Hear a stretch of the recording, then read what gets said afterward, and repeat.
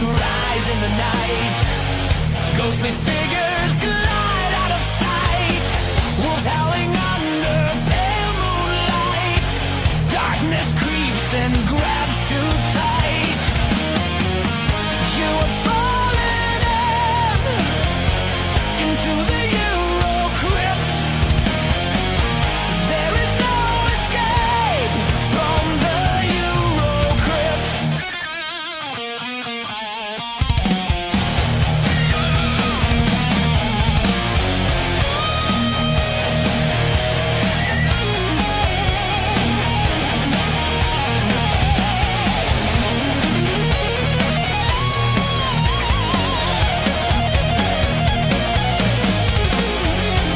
Fog curling through cobblestone streets. Footsteps echoing heartbeats. Vampires hunt their nightly feast.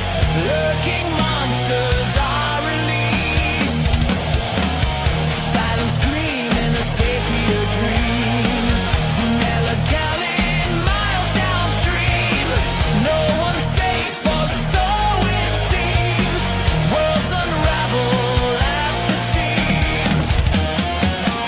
You have fallen into the EuroCrypt. There is no escape from the EuroCrypt.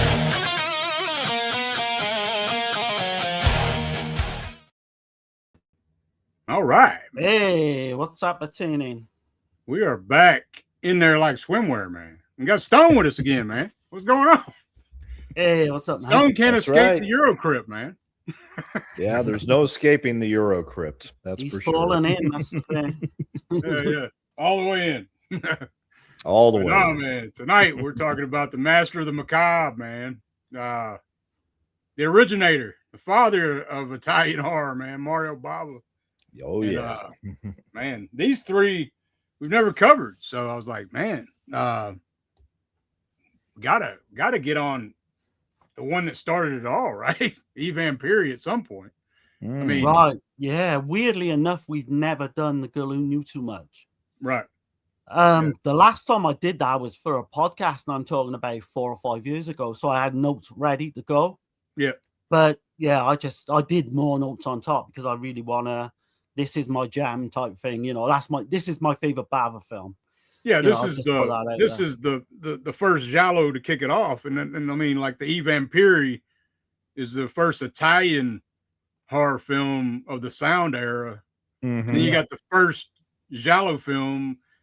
Others argue there's some other ones out there that people argue. Maybe there's Mm. one Obsession or some shit like that. I can't. Obsession, yeah. In the Obsession or whatever. 1944, I think it was. A lot of people argue that one, but I don't know, man. And then you got a completely different one that Bava never got to complete. Rabid Yeah. Dogs, you know. Mm-hmm. I'm excited to talk about that one as well. Oh, Jessica in the yes. chat has just said, Right.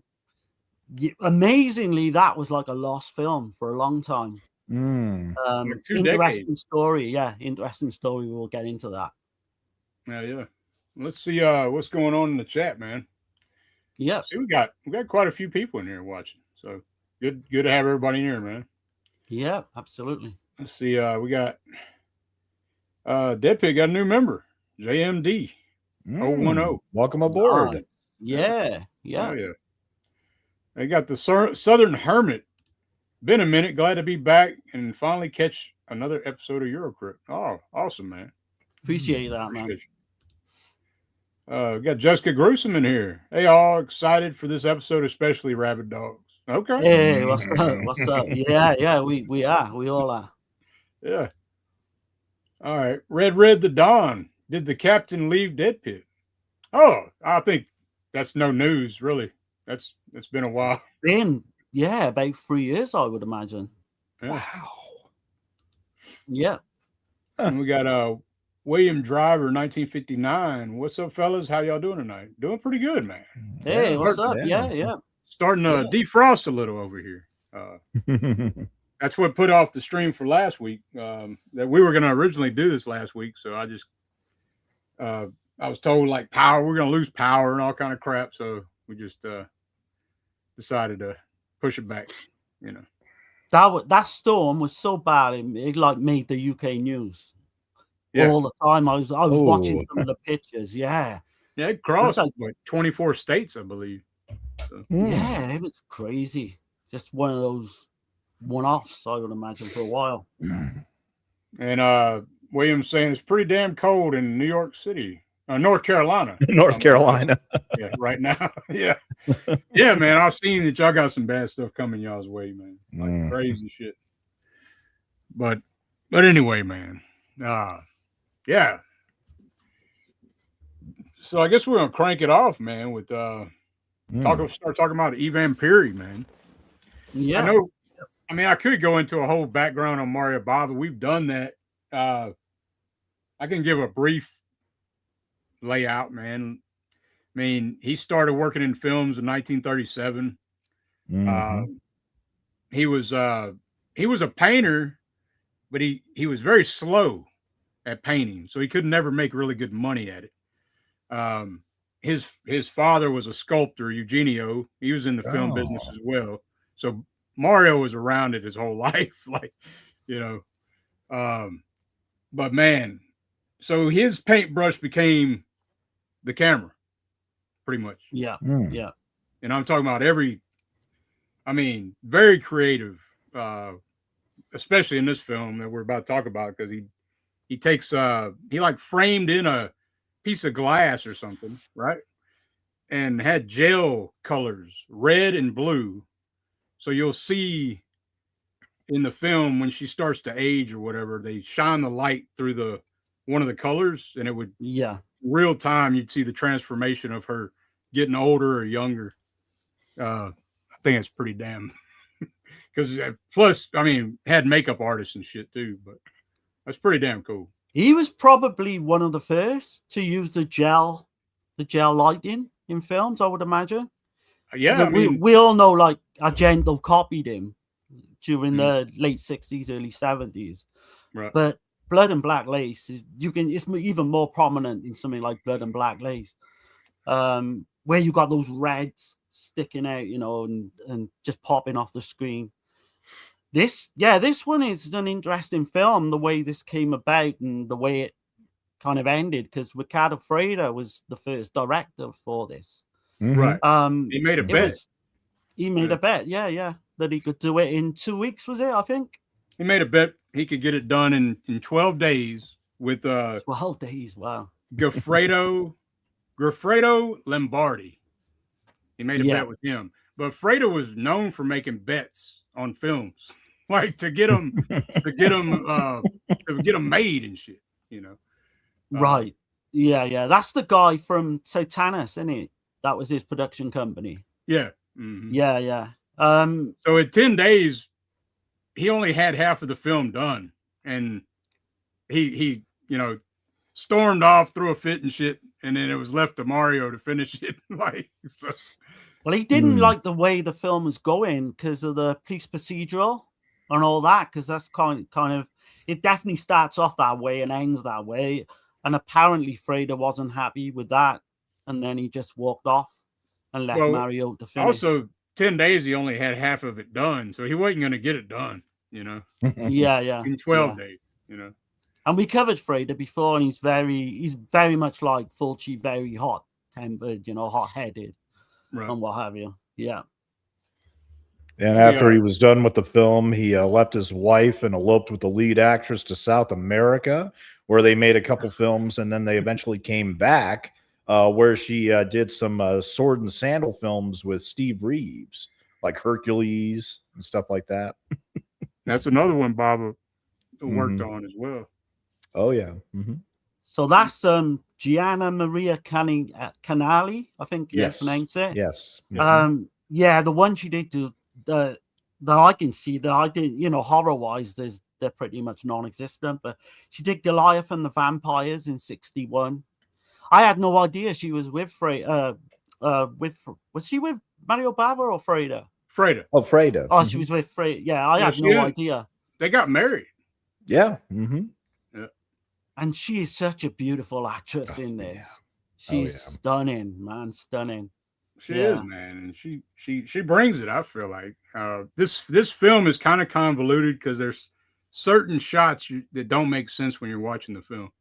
It's like there's something missing, you know, and I think that's just from Bava had to rewrite the narrative of the film basically and change it for the most part to make the film to be able to get it done, you know.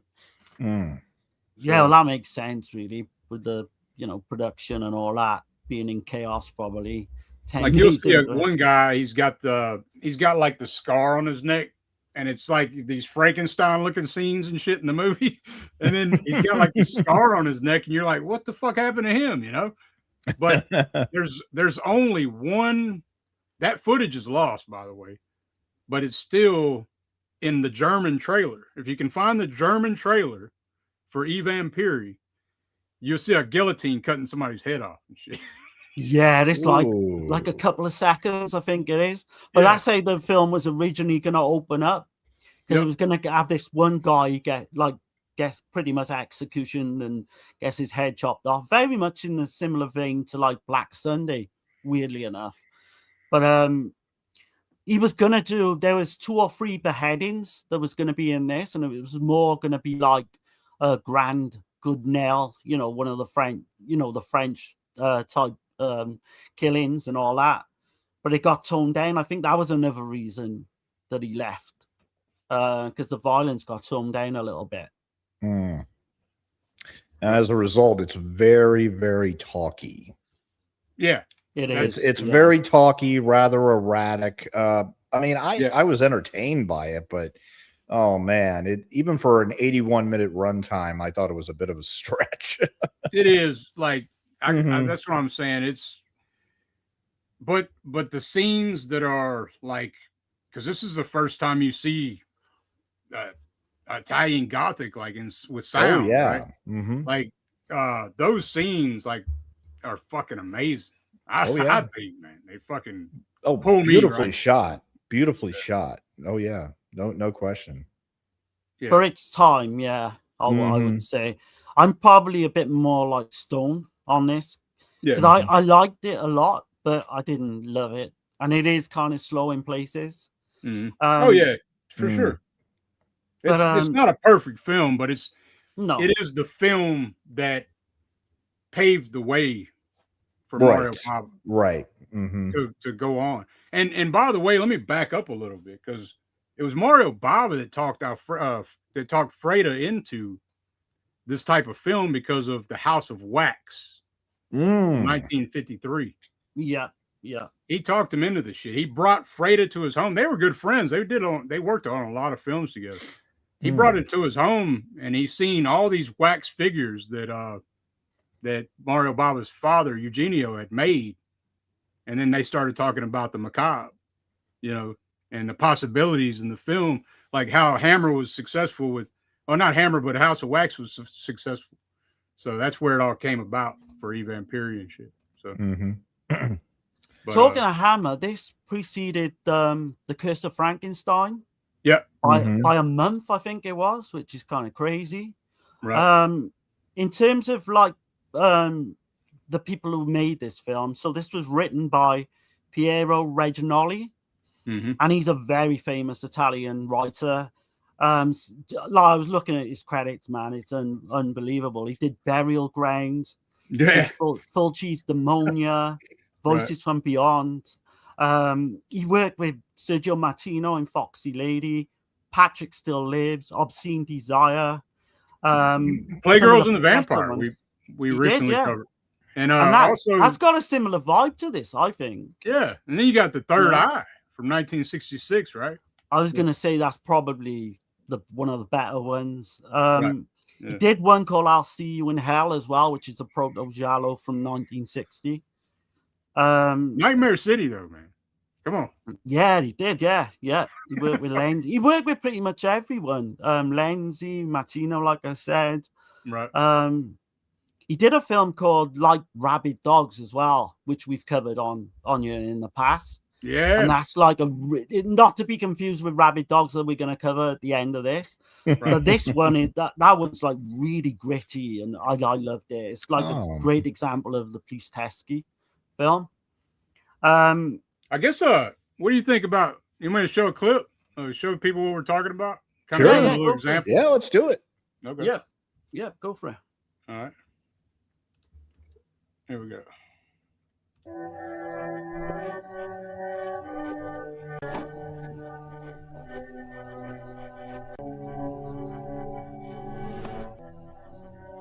Era una donna bellissima, non ha saputo rassegnarsi ad invecchiare. In parte causa di questo fu l'amore per mio padre. No, ti sbagli. Mio padre lo odiava, non volle mai saperne di lei. Sfido io. Doveva avere molti anni più di lui. Era una donna spietata. Distrusse la vita di mia madre.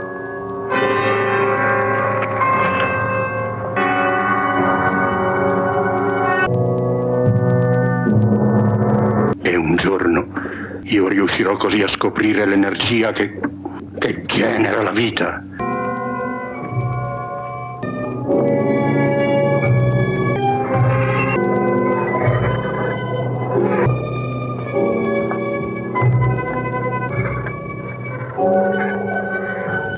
Chi è? Sono io. È venuto il momento. Prepara tutto per questa notte.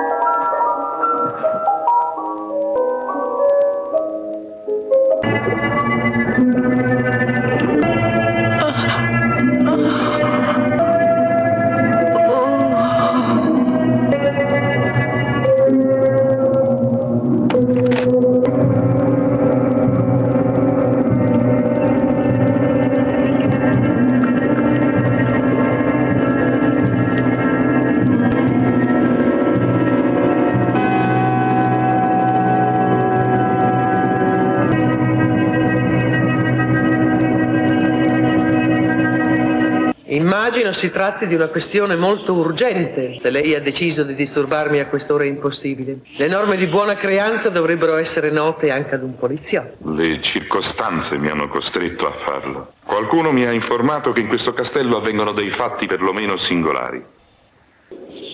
Non riesco ad immaginare che cosa questo signore possa averle detto per convincerla a compiere un simile atto. Wow, you see, Yeah, nice little taste beauty there. Come through the some of screen, those kind of. pretty iconic, man. Like the breast, you see the breast on the griffin where she's coming down the staircase and all that. Yeah, shit. yeah. And the hidden passage. That's the first time you see like a hidden passageway in a Mario Bava film, which you later see in Black Sunday. And yeah, man, it's just damn, you know. I appreciate the film for what it has done. It's not, like I said, it's not the greatest film. Right. Yeah.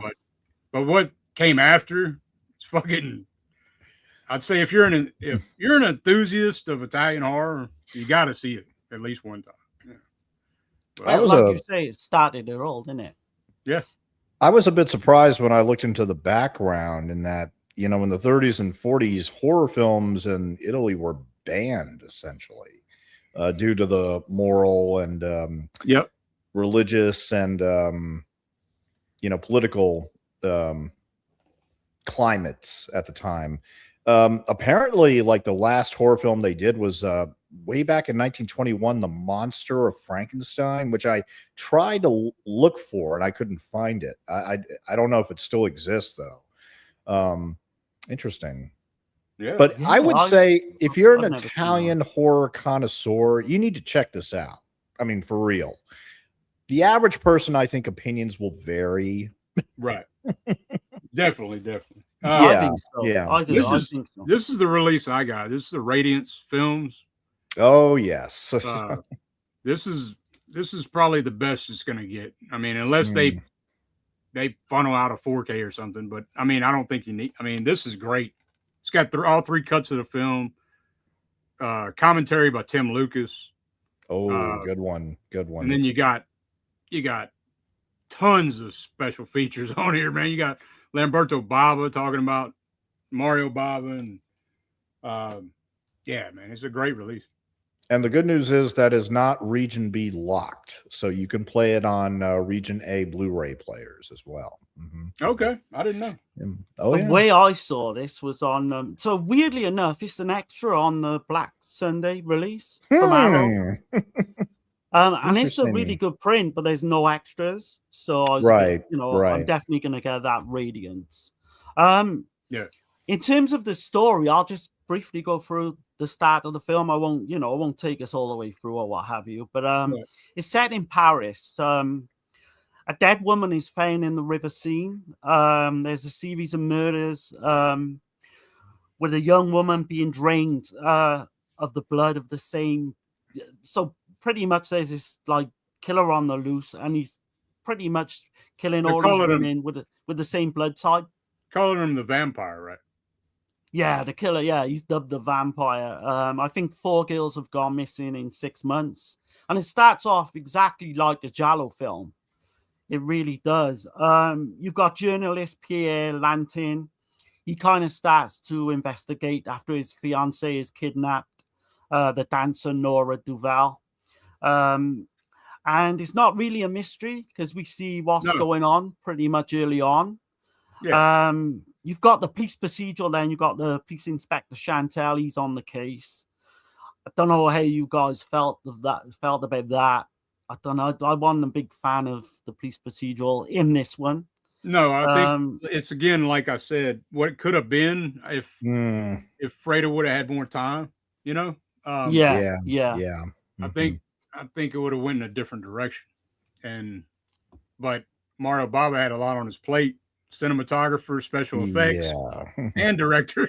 So which he does in a lot of his films anyway. But you know. But like I say, Lantin there, and he investigates the school where the latest murders happened, and he asks the classmates of Muriel about the murder. And the one girl says there's this tall, thin man who's been following them before, and that's pretty much the only lead they can get. But when that Giselle de Grand enters the film, like you say, she's such an amazing actress, I think. Yeah, man. Just completely stands alone in the film, like it shines everyone in this. And this film. guy is just like complete. She's like just like she's pining for this damn reporter, right? And he just don't want shit to do with her because because of her aunt, right? You know. Well, she weirdly tells him that he reminds her of his father, you know, and then that's kind of a bit of a clue to what goes on. I won't say what happens afterwards, right? But in terms of that like special effect, you know, aging special effect makeup in real time is fucking amazing. Yeah, they did it in I think it was Dr. Jekyll and Mr. Hyde in 1931, but I think Bava kind of perfected it with this for the time anyway. Yeah. But he just took it to another level. Bava, he was just like amazing with that one. He's cinematography, could do special effects, as we've seen like in Argento's Inferno. And it's all shot in Rome. It's supposed to be takes place in Paris, but Mario Bava's using these matte paintings of like the Eiffel Tower and shots in Paris in certain scenes. It's pretty. They literally had to, didn't they? Because money-wise, this is ultra low budget. This is called The Devil's Commandment. Is one of its other names. That's the American title, and then the UK title is The Lust of the Vampire, I believe. Right? Lust of the Vampire. That was the American title. The UK was just called The Vampires. Oh, really? Yeah. There's a few names, like the Les Vampires is the French. French name. The German is weird as well. It's Der Vampire von Notre Dame. The Devil's Commandment has more exploitation scenes and shit in it, though, and it's like 72 minutes long. So. 72 minutes ain't bad. But because of the budget restraints, so Freda had to set the film like pretty much present day in the 1950s just to avoid the cost of going back to like period recreation and all that, which I think it works well for the film. Now doing that, you know, setting it in the 50s, it's kind of different because usually you get this old Gothic 1800s type. but the atmosphere is great. I'd Oh, say yeah. with this, that's where this The one score, kind of too. excels. Yep. Yeah. Fucking Yeah. score, man. It hooks me right in. Mhm. I could put this like, I probably won't go back to this as much as I would like Black Sunday, but it's in that same kind of vein, Yeah. Yeah. Yeah. Yeah. It's not as 100%, good by no means, but Mhm. but for what it did, I greatly appreciate the film. So, Yeah. Have you got anything more you want to say? Because the score though is Roman Vlad. So he did the horrible Dr. Hitchcock for Freda. He was just a well accomplished composer, man, for Rai TV and for Italian television. yeah. But no, man, I don't have a whole lot more.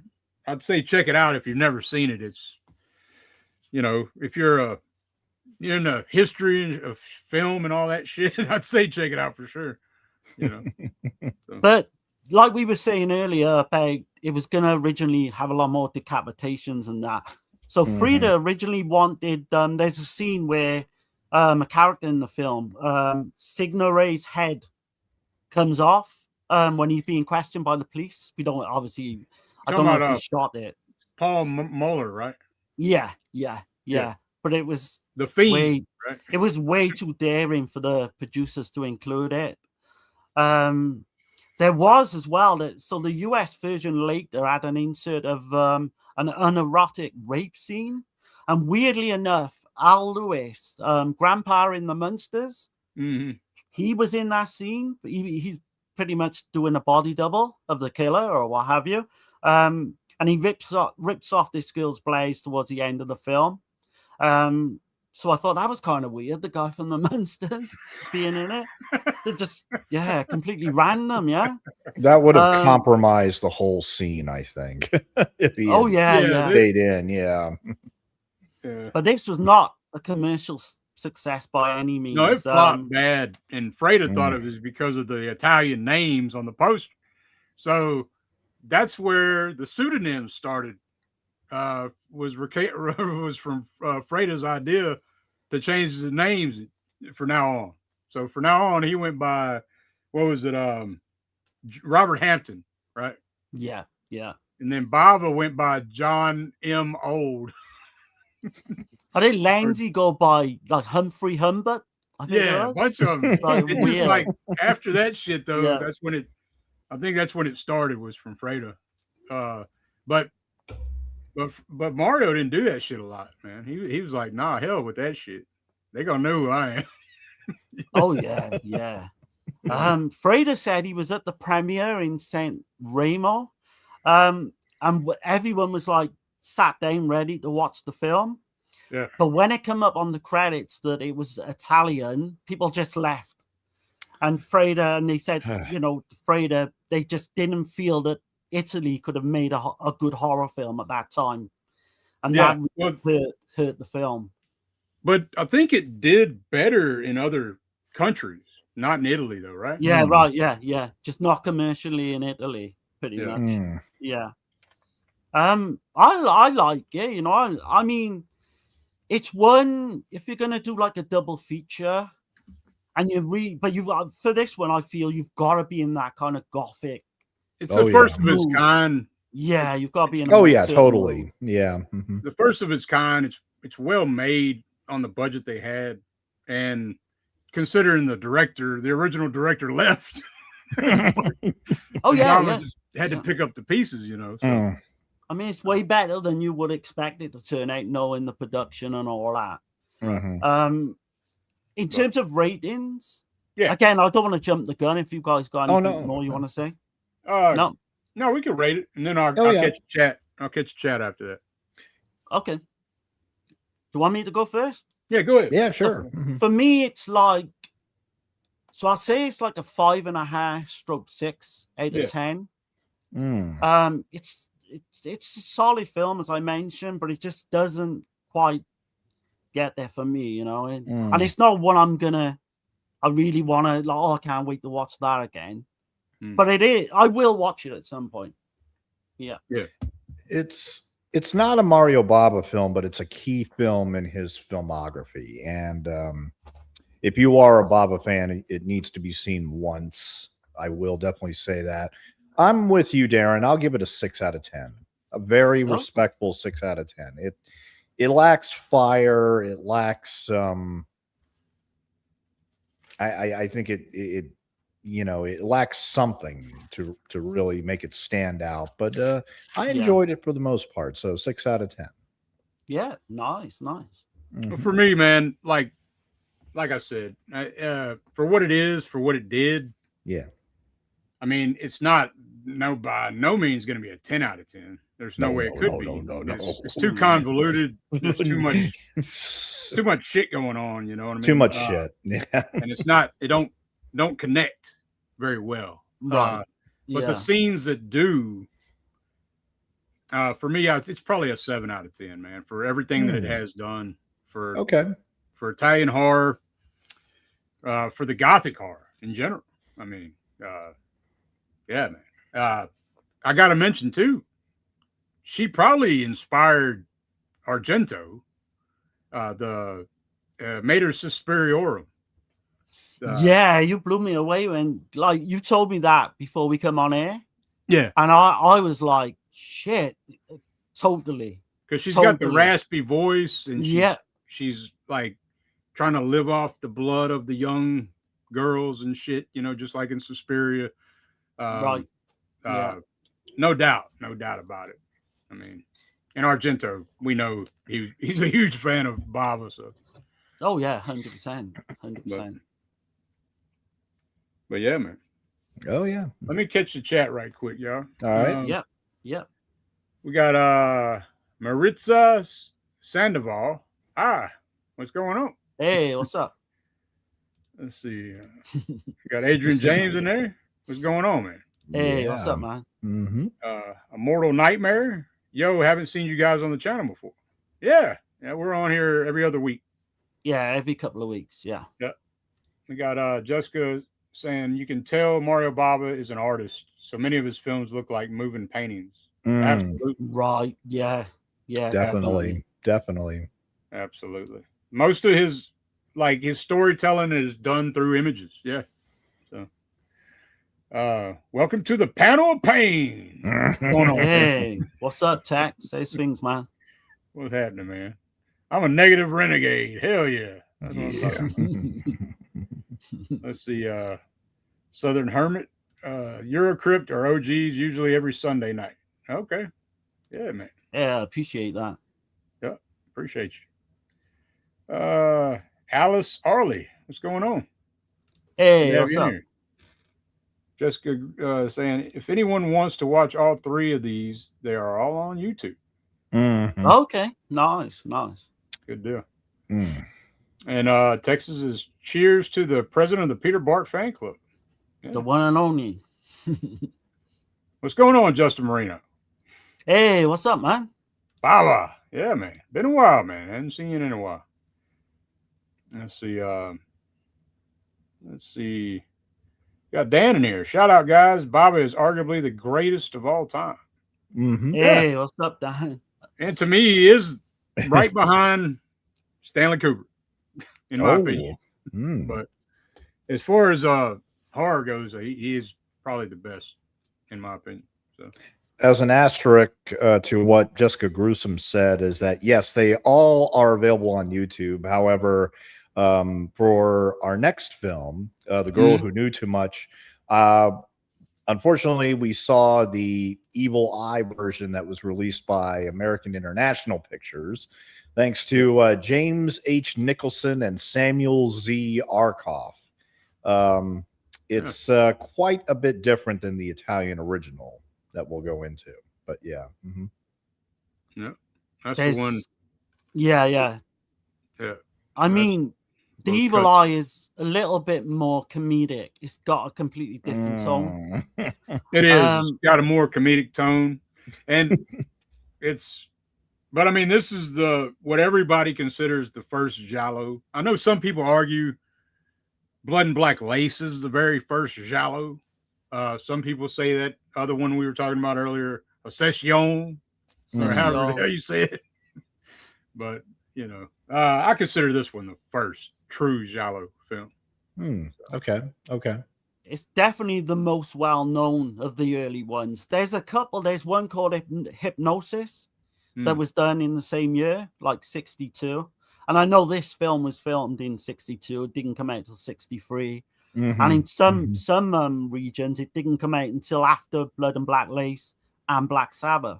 So it's got like, kind of a weird, release kind of dates and stuff. But to me, like, this is my favorite Bava film by a mile. I even like this more than, I like. The only thing that comes close to this is obviously Blood and Black Lace, Bay of Blood. I love $5 for an August Moon more than most people should. But it's almost like an official trilogy, I would say. I think, people were saying it's like a trilogy of this, $5 for an August Moon, and Rabid Dogs. It's like an unofficial trilogy of Bava films where, all this shit starts to happen and all that. Different, it goes to different places. This is great. I wish Stoner got to see the Italian version. Yeah. But and still there's not that many differences in tone. There's a few scenes as well, but in terms of storyline, it's pretty much the same. It's pretty much they do get rid of the drug angle with the marijuana. They do, yeah. And the evil eye. And there's a scene in the Evil Eye as well at the beginning when she's on the plane, and that's completely different. Is that the Kent cigarette scene? Yeah. That makes perfect sense. I think the American International producers, I think they were just trying to push cigarettes instead of marijuana. Just because, that's where all the lobbying money was going back then. Because without jumping the gun, in the version you saw, Stone, there's a scene towards the end on like a lift, like a ski lift, if you will. Yeah, that's not in the original. That was like, what the hell is this? Here's another scene that I'm gonna go ahead and play. I'll play the clip that's in the Evil Eye that I do appreciate. I do appreciate this scene, but it's just, of course, I have to do a little clip of it. But this is one that I do appreciate for the Evil Eye. Here.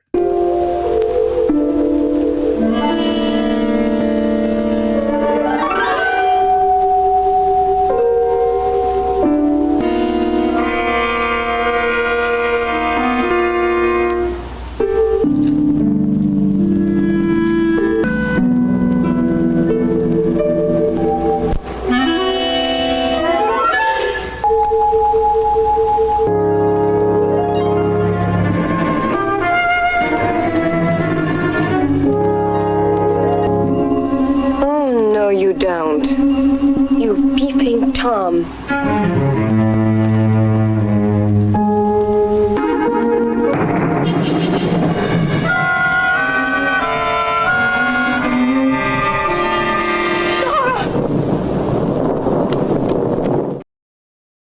That's one of the best scenes in the movie, actually.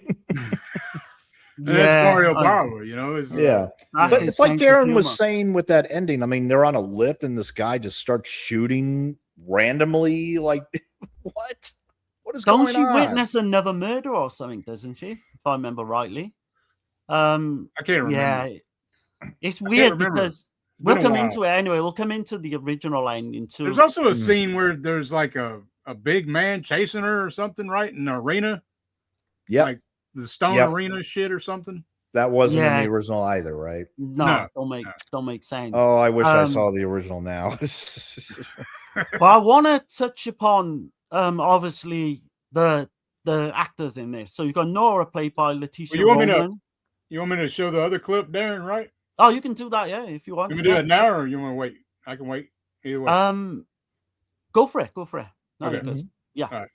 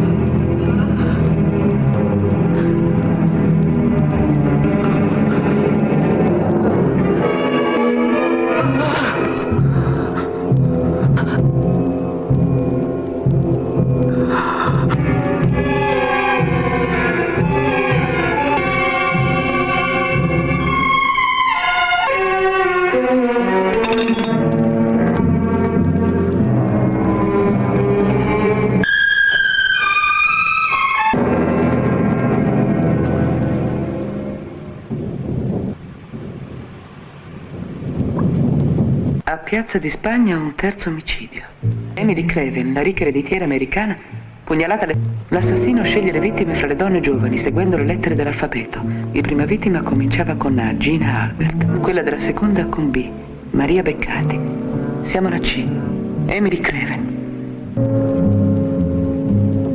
Nessuno ha mai preso sul serio le telefonate anonime che hanno preannunciato...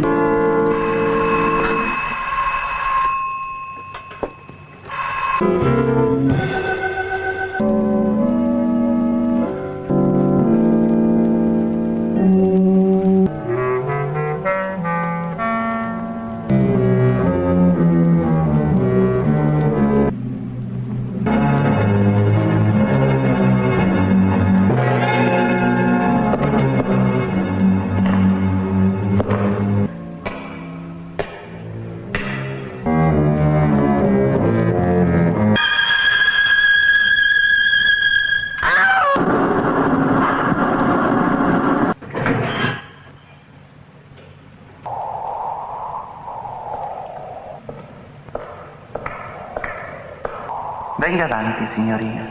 Non abbia paura. Venga, prego. Deve arrivare fino in fondo al corridoio. Mi deve scusare se non le vengo incontro, ma purtroppo io non posso camminare. Ancora avanti.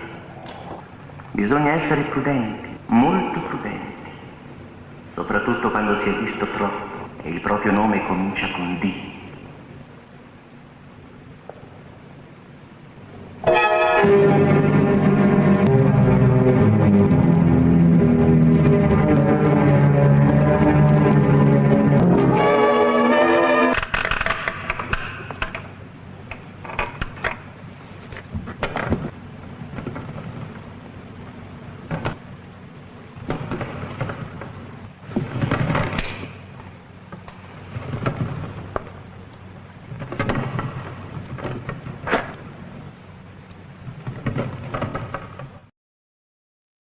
Man, that shit's so Nice. good, man. That shit's so damn good, They man. completely redid the music score for Evil Eye, which is just ridiculous. That Oh, original man, score they was so did. much better.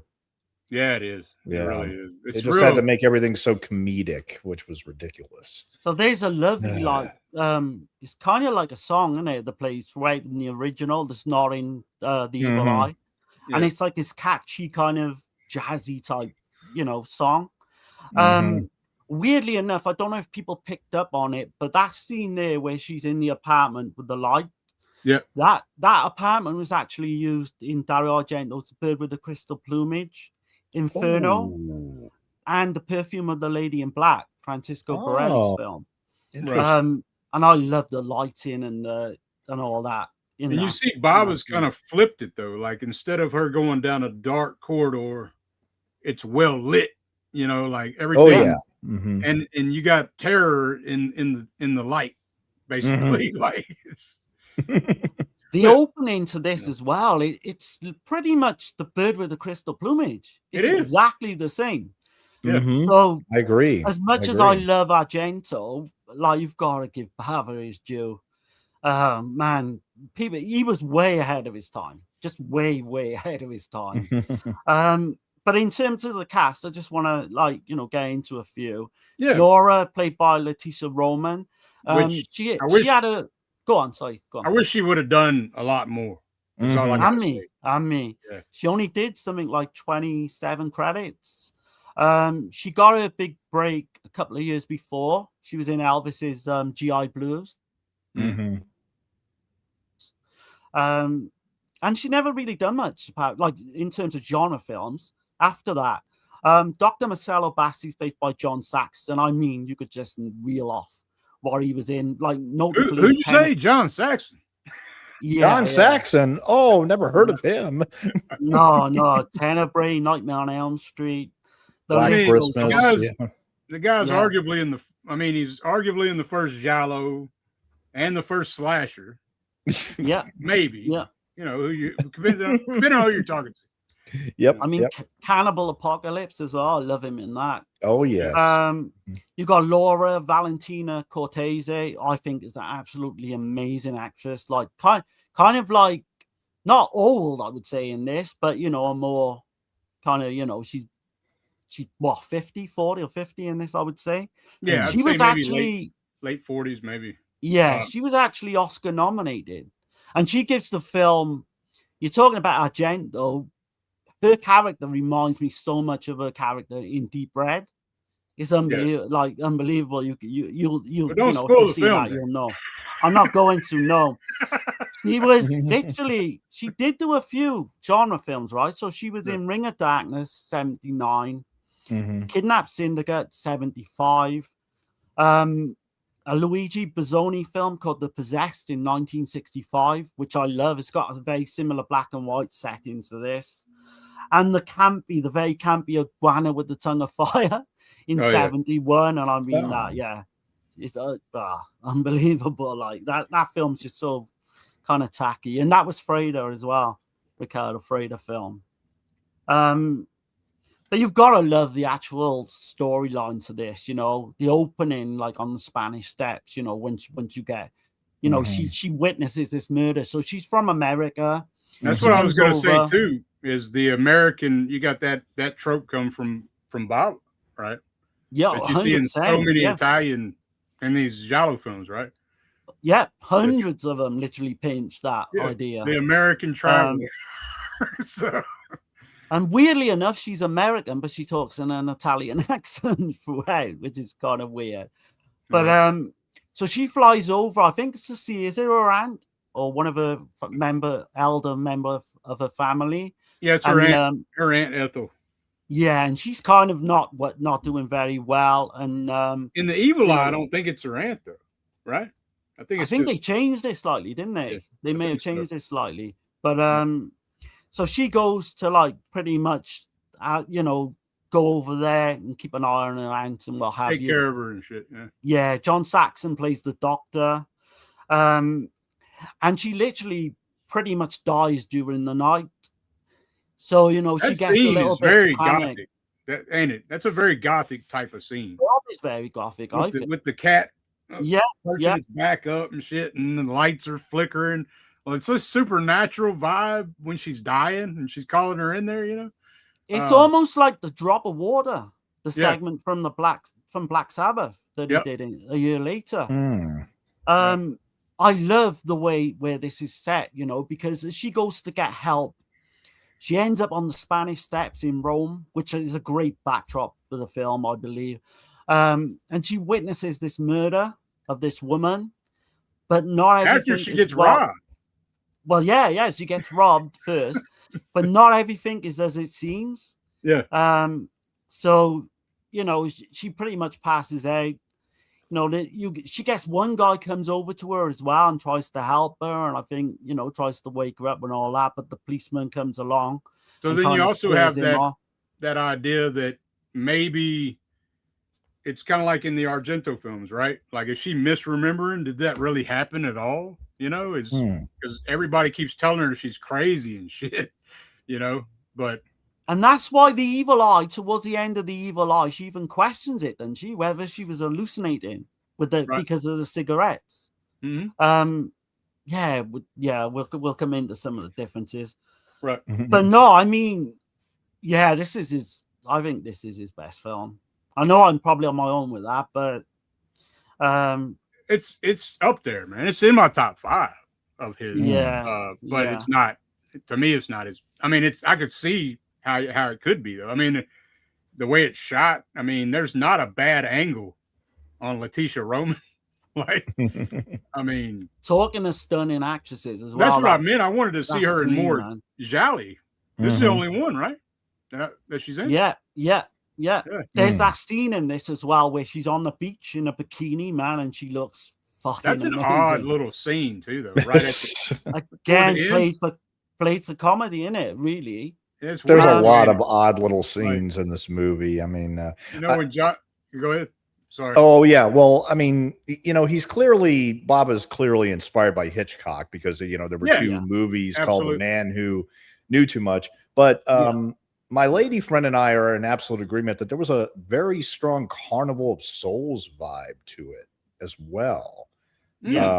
I can see. Yeah, very, very interesting. I mean, and we were just looking at the physical media availability, and unfortunately, it's now sadly out of reach. I mean, I know in England it was put out by Arrow, and Yes. that version is out of print, really out of print now. And as Petite mentions in the chat, is that the Kino Lorber version is you have to pay $100 for it now if you want it. There's an Arrow version too. You can. This is the Scream. This is in that Scream Factory set. This one.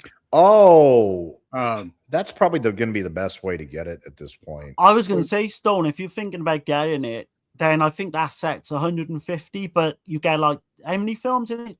Like 10? Like 12. Yeah, like 12. 10, yeah, 12. like a dozen yeah. films. Okay. Yeah, that would be the way to go, honestly.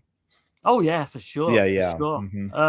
I did I did just buy the Arrow, so I got it on its way.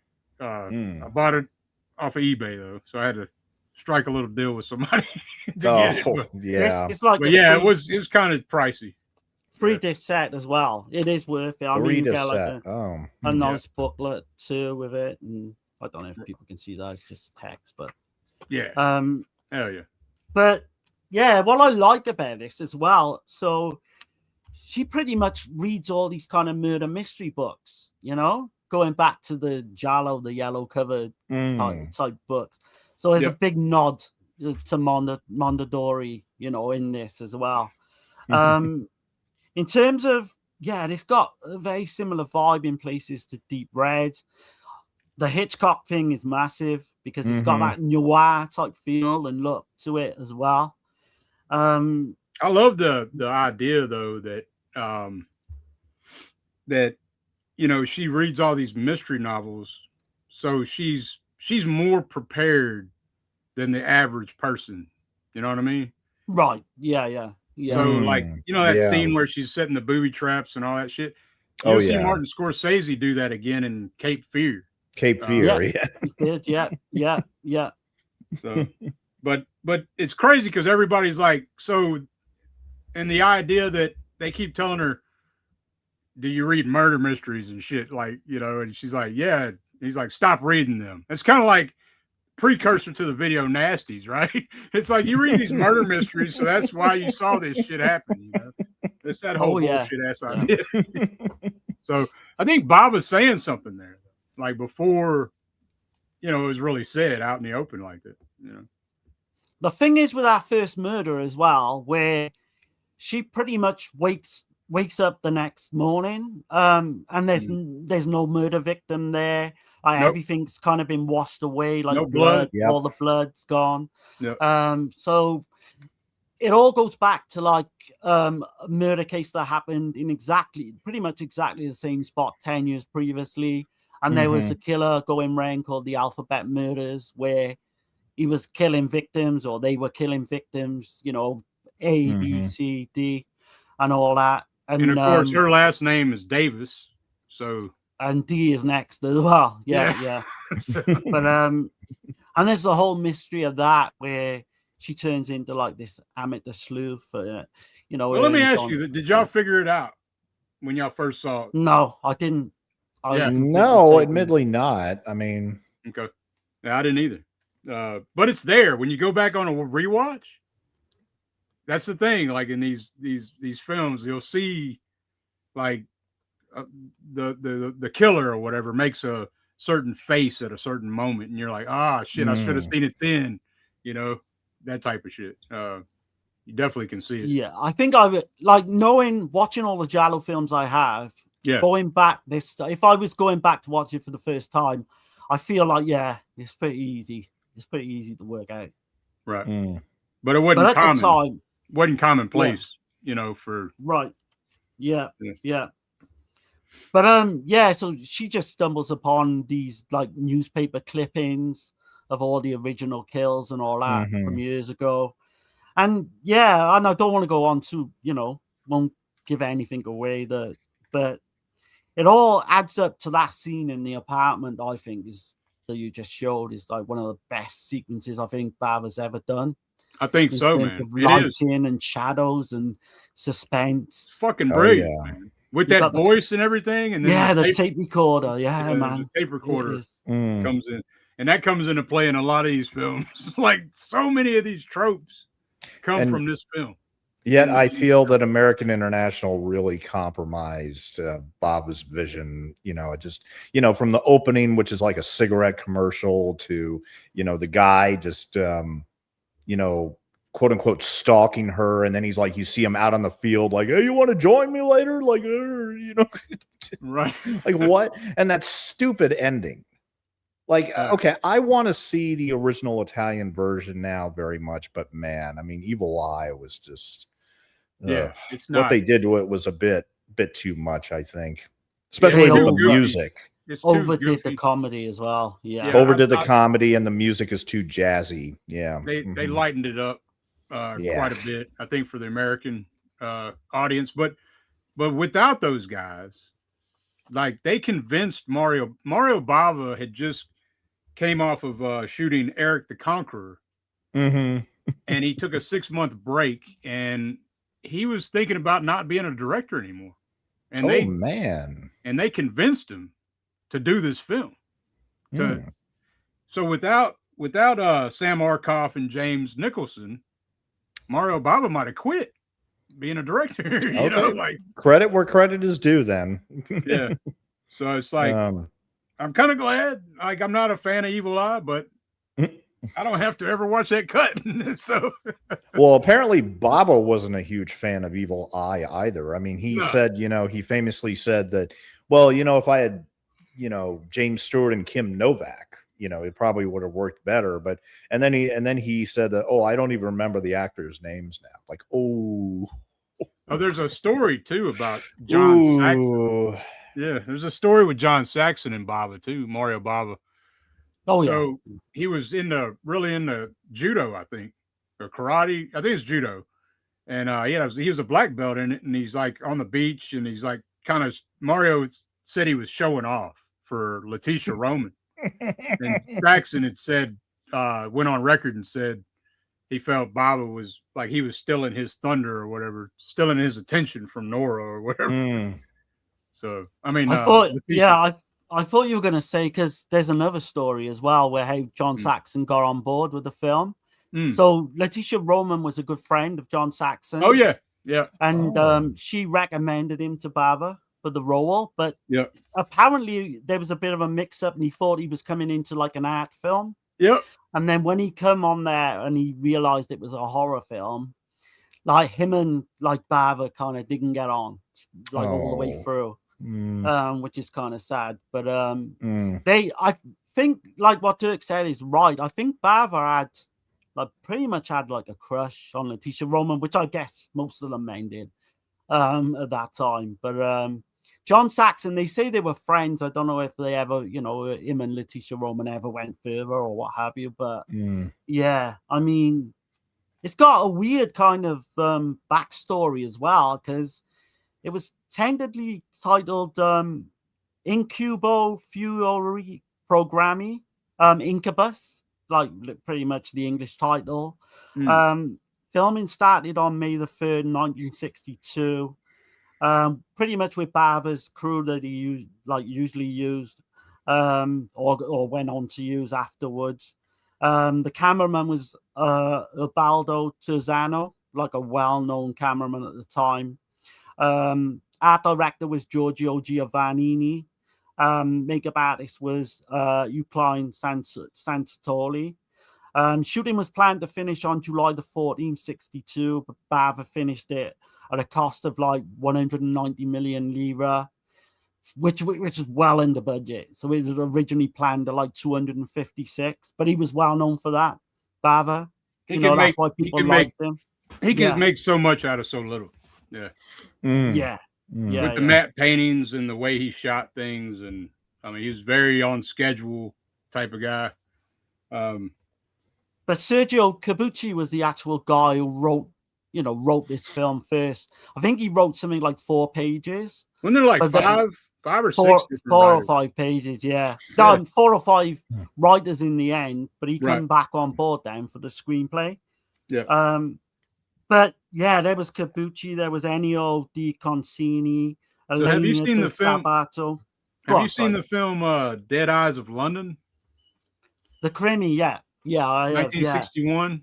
And there's a scene. That scene in the apartment is pretty Right. much. Yeah, they say a they're lot. very similar. Lot took from that for Yeah. that scene, but yeah, Alfred Vorers.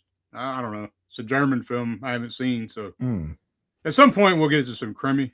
But oh man, I've got a massive box set of Crimmy I need to dive into. But yeah, I mean, yeah, what can you say about this one? I just I'm disappointed Stone didn't get to see the proper version. Yeah. But yeah, it's something I would seek out though. I think you definitely need to see it properly. And if you know Corbucci, anybody that don't know, that would have been he did Django in 1966. It's probably his most well-known film. Navajo Joe as well with Burt Reynolds. And The Great Silence with Klaus Kinski and Luigi Pistilli. And Frank Wolf. Just come out recently. It's just been announced, hasn't it? Yeah. So, but yeah, man. Damn good one, man. It's a lot of writers on this one. Like I was sitting there looking, I was like, yeah. I was surprised that it performed very poorly in the box office. I think it took something like 80 million lira. Yeah. And it was launched, it was distributed by Warner. It was launched as a Giallisimo. But it really, it just performed poorly. It was a VM14 certificate in Italy at the time. It's Bava's last film in black and white as well. So okay. And so you were mentioning Urbano, the cinematographer, right? Yeah. He's not credited though, which was odd. He was uncredited, yeah. So Mario Bava though, like I know he shot a lot of the stuff himself, but I know he had help in some of these films. So, but the poster for The Evil Eye highlighted a non-existing supernatural element, and I think the quote on it was like, "Look deep into the evil eye, to the twilight world of the supernatural," which is kind of weird as well because there's nothing really supernatural. Do you know what I mean? Like, certainly in the original version. I guess that scene with the ant and the shit with the painting, that's it. Yeah, I don't know. Right. Yeah. But yeah, man. Check out The Girl Who Knew Too Much. It's a masterpiece, man. In my opinion. I think it's it's not quite a 10 for me, but I think it's definitely a masterpiece. Kind of like a minor masterpiece, but yeah. Yeah, man. For me, it's an 8 out of 10 for sure. It does. The ending to the original mine is a little bit on a comedic note. I won't say what happened. It is a little bit, yeah. But but I like it because it just touches upon it. It doesn't like it's not thrown in your face type. But all Mario Bava films have this dark humor to them, like undertone. Like in every Mario Bava film, there is a dark humor. Like it's not on the nose. Like there's a lot of things he's doing that is not spoon feeding you the shit. But yeah. Well, look at Bay of Blood, and then you've got the ending to Black Sabbath with Boris Karloff, like in the fake horse he's riding. So, I mean, yeah, I'm not a big fan. I hate it when Argento tries to do comedy.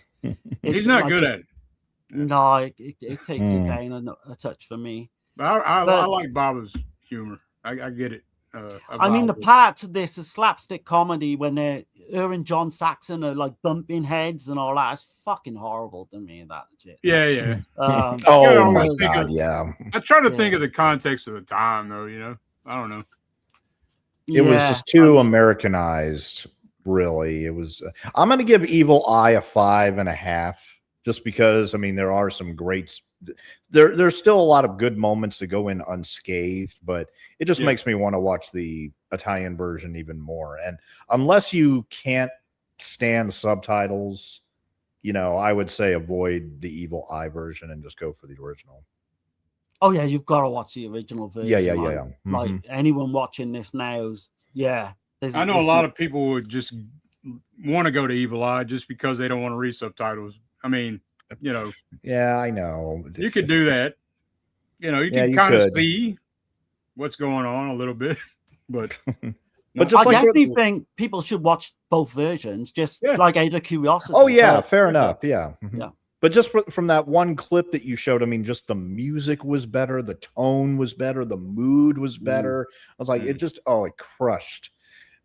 Comparably yeah. speaking to the, you know, all the bumping heads and the cabs and the God. right. Oh, just keep the Kent pack. Yeah, whatever. I love the way it plays out as well, without giving the identity of the killer away. There's like a little twist in there as well, which I like, which is pretty much the same as the Evil Eye version. There's no different, you know, reveal to the killer or anything like that. Yeah. Mhm. But for me, like, it's gotta be a 9.5. But it's my favorite Bava, so, and I think I give Blood and Black Lace a 9 or a 10. So, Yeah. you know, you can work it out. But that doesn't mean, do you know what I mean? I can always appreciate that Blood and Black Lace could be a better film. Oh, It's yeah, not yeah, my favorite totally. film. Do you know what I mean? Yeah, yeah. But yeah, it's a 9.5 for me. Yeah. Okay. Yeah, like I said, it's an 8 out of 10 for me, man. Okay. I can see that. I can see that as well. Yeah, man, I dig it a lot. So let me catch the comments right quick. Yeah, go for it, man. Go for it. Yeah. Let's see. Southern Hermit. Wait, I missed something. Oh, Dan said, I will buy a Negative Renegade shirt. Oh shit. Yeah. Yeah, man. Southern Hermit says, Dirk, what's your favorite Stanley Kubrick film? Oh, that's The Shining by far, for sure. No doubt about it. Alan Man 3956 says, digging the show, y'all. Just started watching recently and enjoyed the Lamberto Bava set reviews. Awesome. Appreciate it. Oh, nice, man. Thanks a lot. Francesco, what's with the ending in this film censor? What's with the editing? Is this film censor? Well, that's just trying to narrow it down, not to get copyright and shit. So that's basically what that is. Let's see, viewers. I don't know what that is. Animated Planto. I don't know. That's awesome. I never knew that. Yeah. Southern Hermit. Didn't John Saxon star in a horror film with Linda George? I'm trying to think. Off the top of my head, I can't think of one. I can't think of when they were together. Maybe I'll have to look into that. If you got a title, put it in the chat. Anyone? Yeah. Petite says the Evil Eye Girl Who Knew Too Much combination multi-format is on Amazon for $100. If you want it in a used DVD. Oh shit! I noticed that. I would say you can get it. It's on eBay. If you just want to get a DVD, you can get a DVD for like $5 on eBay. So, but which version? I think it's both. Oh, it is. Oh, it had both cuts on it. So there you go. But I mean, this is the new Scream Factory from the new Scream Factory box set. I'm not a big fan of this one. There is a commentary on here. I couldn't even tell you the guy's name. I wouldn't. I mean, I'm not trying to blow on anybody. It was weird they wasn't too did impressed. that. Why didn't they get like Troy Howarth and Nathaniel Thompson and I don't know, Eugenio on it? It's weird to me that they went with those. Yeah, people they went with. And they might be good, like commentary. Or Tim tracks, Lucas. Yeah. Which he's on. Tim Lucas is actually on the Arrow release. Right. He's got a commentary track on the Arrow release. I mean, that's Troy Howard's favorite director, period. And oh wow, just don't make sense. Like, why you wouldn't get that Doesn't guy? make sense at all, man. And I mean, those guys would have jumped at the chance to do commentary tracks on most of them. Oh, I believe it. I believe it. Let's see. Okay, I'm finished with the chat now. All right, now we're getting into Rabid Dogs, aka the bastardized version kidnapped. I'm excited. I'm excited to talk about this one, especially get your point of views. Yeah. Yeah. So here's that the other one. I don't know if y'all can see that shit or not, but they did all this purple and it's only kidnapped on here too. I'm not a fan of that. Why don't they go with the? I know this wasn't originally released. Well, until the I flipped 90s, the art, so they it's could like have done better commissioned art or something for it than that. they kind of shit the bed on it. But that's Screen Factory for you. But yeah, so here's the flip side art or whatever. It ain't much to it. I mean, no. You think they could have got one of their artists in to do a lot better, updated kind of jazzy. Well, a lot of people left them, didn't they? I believe. Yeah. But it is the way to go, man. Like you say, that 12-disc set. It had 3 you can't films. go wrong, really. It had 3 of Bava's films I didn't have, so. Yeah. So. And Arrow evidently put out Rabid Dogs way back in 2014, but that's out of print, unfortunately, as well. I haven't got a legitimate copy of this either. I missed out on the Arrow one. But I have a box set DVD, but I've got Volume 2 and Kidnappers for Volume 1, or vice versa, what have you. But yeah, so I need at some point to get this. Well, hopefully these will come back out, man. They'll get a re-release. Oh yeah. And that release had 2 cuts, but here again, it's Region B locked, but it's a 3-disc set. Re-edited, redubbed, and rescored version called Kidnapped, supervised by Lamberto Bava, right? And Bava's son and producer Alfredo Leone. And there is a Tim Lucas commentary on that as well. But yeah, I mean, you'd have to pay a pretty penny for it. I mean, the bootleg version I got does include the commentary, and there is a website that you can definitely get that for nothing. But especially if that's the only way you can see it, then I'd say download it. But right. But yeah, man, this one here, 1974. This is Mario Bava like transitioning.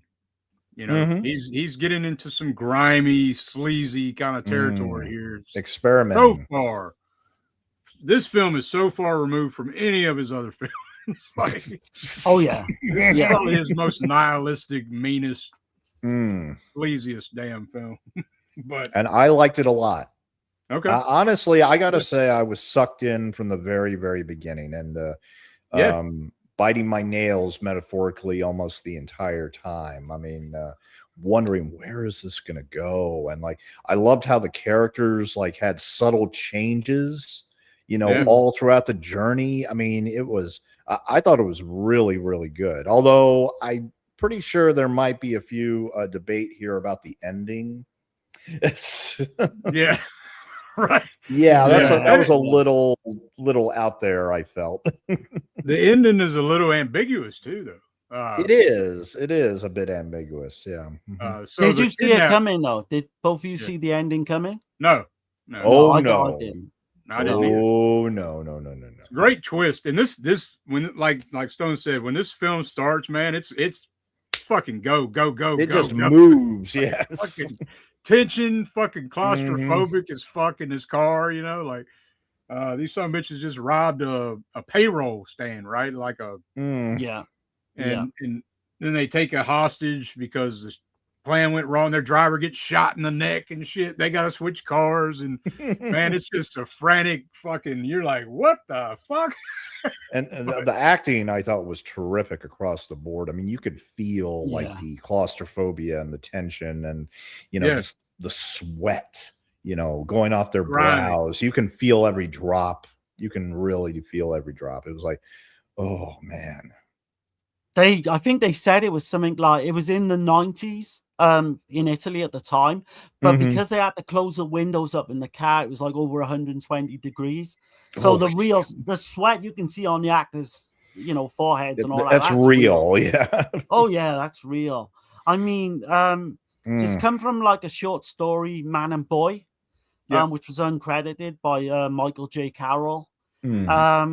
The screenplay was by Cesare Frugoni, and again uncredited. It's like a Rabid Dogs remake from 2015 that I didn't even know about. Yeah, I knew about it. I haven't watched it though. So I don't know if there's any way you can watch it online it's or a French. what have you. I think it's a French film too. Okay. I believe French Canadian. Yeah. Okay. Okay. But yeah, this is actually a rough cut if you watch the Rabid Dogs version. So it's not even a completed film by Bob. Like, yeah, it was, you know, it wasn't completed. Like he wasn't done with it. Basically, is what I'm saying. Yeah, but he was like kind of like 95% there. Like he got all the key shots. He just needed like some pickups with like the helicopters and the cop cars, and that's right. It didn't have a title sequence, you know. Right, and he was going to have some other characters that he just didn't have time. He was going to have a couple more characters in there, but what it could have been is all I know. What it could have been. Yeah. What it could have been. The thing is, with the rough, it's still great. I think it's a great film, but with the rough footage that they did have, there was completely no audio at all. So they had to go back and redo all the audio, and the only guy that's got his original voice in the dub is Ricardo Cuccioloa, who plays Ricardo. And the weird thing about him was he turned up on set, and he couldn't speak a word of English. He couldn't even read English at all in any way. The original actor came in that was going to have his part, or the part of the lead gang member, I should say, was a guy that come in and he was drunk by 9 a.m. every morning. So he had to be pretty much be fired after 3 days. Right. So they kind of redone the cast as well. So there's lots of production problems. I think the Stelvio Cipriani score, they had to remodel over like his demonstrations for this. When they made Lamberto re-edit the film to Kidnap, they needed an updated score, and they gave this he had to redo this bullshit synth track that ain't near as good. Nowhere near as good as that original score, man, from Cipriani. So, do you know the actual? There's a lead actress in this called Leah Landa, plays Maria in the car. She's the prominent one in the car. Yeah. But pretty much the reason she come on board with this film was her boyfriend at the time was very elderly gentleman who had a lot of money, and he put money into the film. So that's how she got on board, and she was the one in the 90s that kept pushing to get this. To get she brought the rights to it, I believe. She did, yeah. Wow.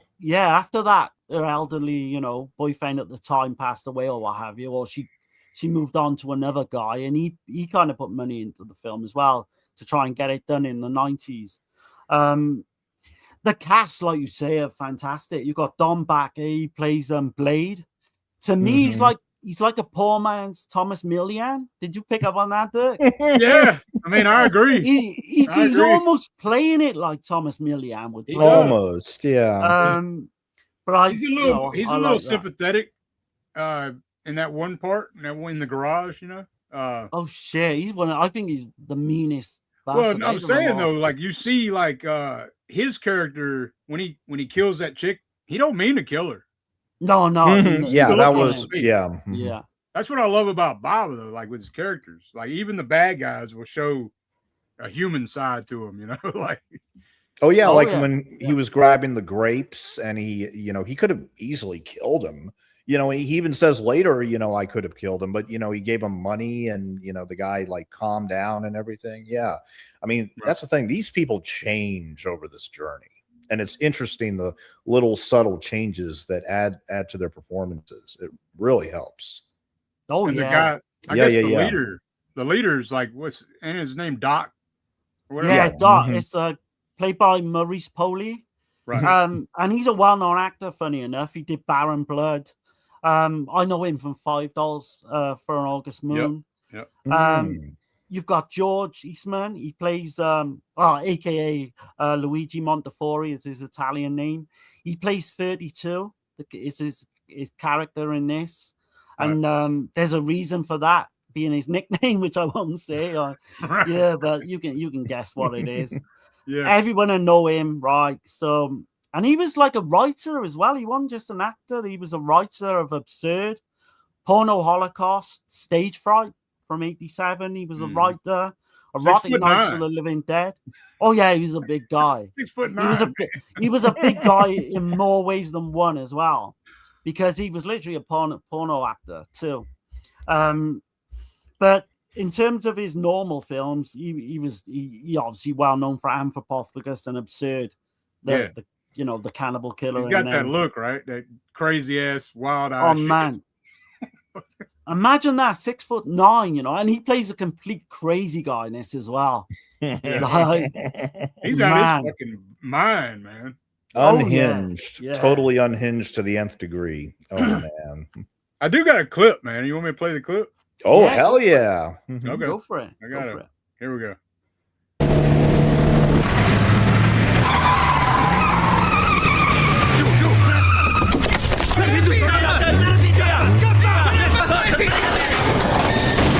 Polizia, per favore. Dai! Pronti col company, ragazzi sul posto. È morto! Ma non lo posso matarlo! Sta calmo! Cazzo! No! Ah! Via! Andiamo! E ti porto! Vai!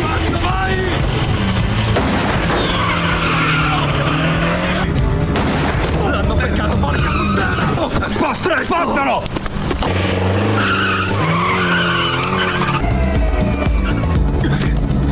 I soldi, l'avete controllata la borsa? No, dai, guarda quanti sono. Oh, sì. Ma quanti sono? Sì. Cazzo. Ehi, qui c'è una fortuna. Siamo ricchi. Finalmente. Fermo, non ti muovere. Sta tu. Su, parti. Ehi, qui c'è un bambino. Questo bambino continua a dormire. È un po' strano con tutto il casino che... È ammalato. Cambiamento di programma. Per il momento non può portare il bambino all'ospedale. Prima accompagnare fuori dalla città. Te di tuo figlio. Pensiamo solo alla nostra pelle. Di loro figli di puttana.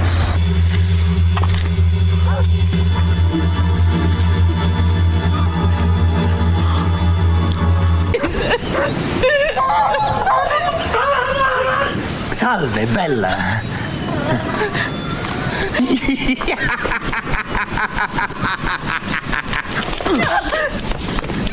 Non dovevi pisciare. Bisturi ha ragione, devi ancora pisciare, non è... Alla qui. Aspetti. Dai, piscia, puttana. Fai pisciare dove ti trovi ora, puttana. Coraggio. Lo sai se stai attenta? Ora togliti le mutande.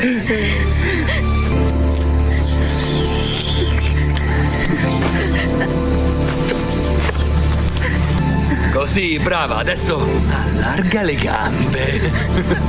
Piscia.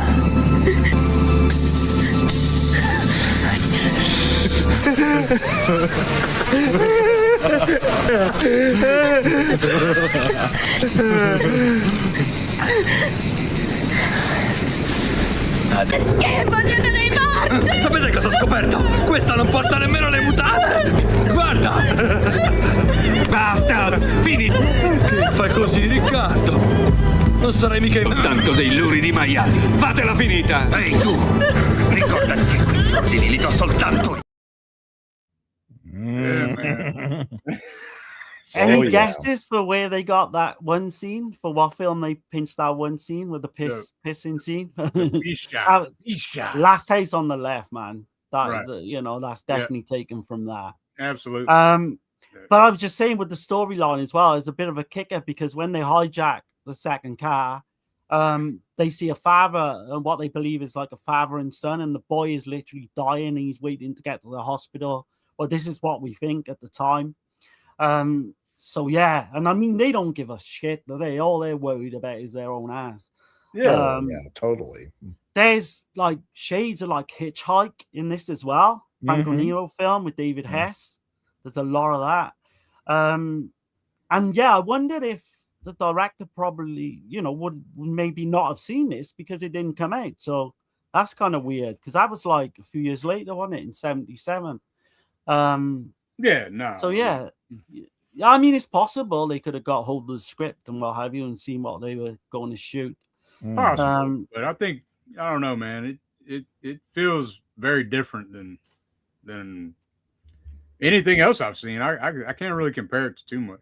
I don't know. But there's a scene in the where they stop off as well in the to get food, and 32. He's kind of like this sex maniac, and he sees the woman. He keeps looking at her boobs and that is kind of And his name doesn't refer to all the flavors in Dr. Pepper. Let's just say that. Oh shit! Right. No, it doesn't. No. And there's a very kind of icky scene as well in the back of the car, you know, with the Maria character, which you can guess kind of what happens. I'm not going to spell it out for you. But that scene is great when they go through that tunnel. It's like, holy shit. Yes. You're like, damn, okay. All right, we're going here. I did shoot, like in the intro, I put some more of the chase scene right there toward the end where they're chasing her through the cornfield. That's one of my favorite scenes. That's the best scene, I think. It's a great centerpiece. Great centerpiece to the movie. The cinematographer, though, is Emilio Veriano, and he did a film. Have you ever seen this? The Devil in the Brain, 1976. I do. I've got a bootleg. I've not seen it.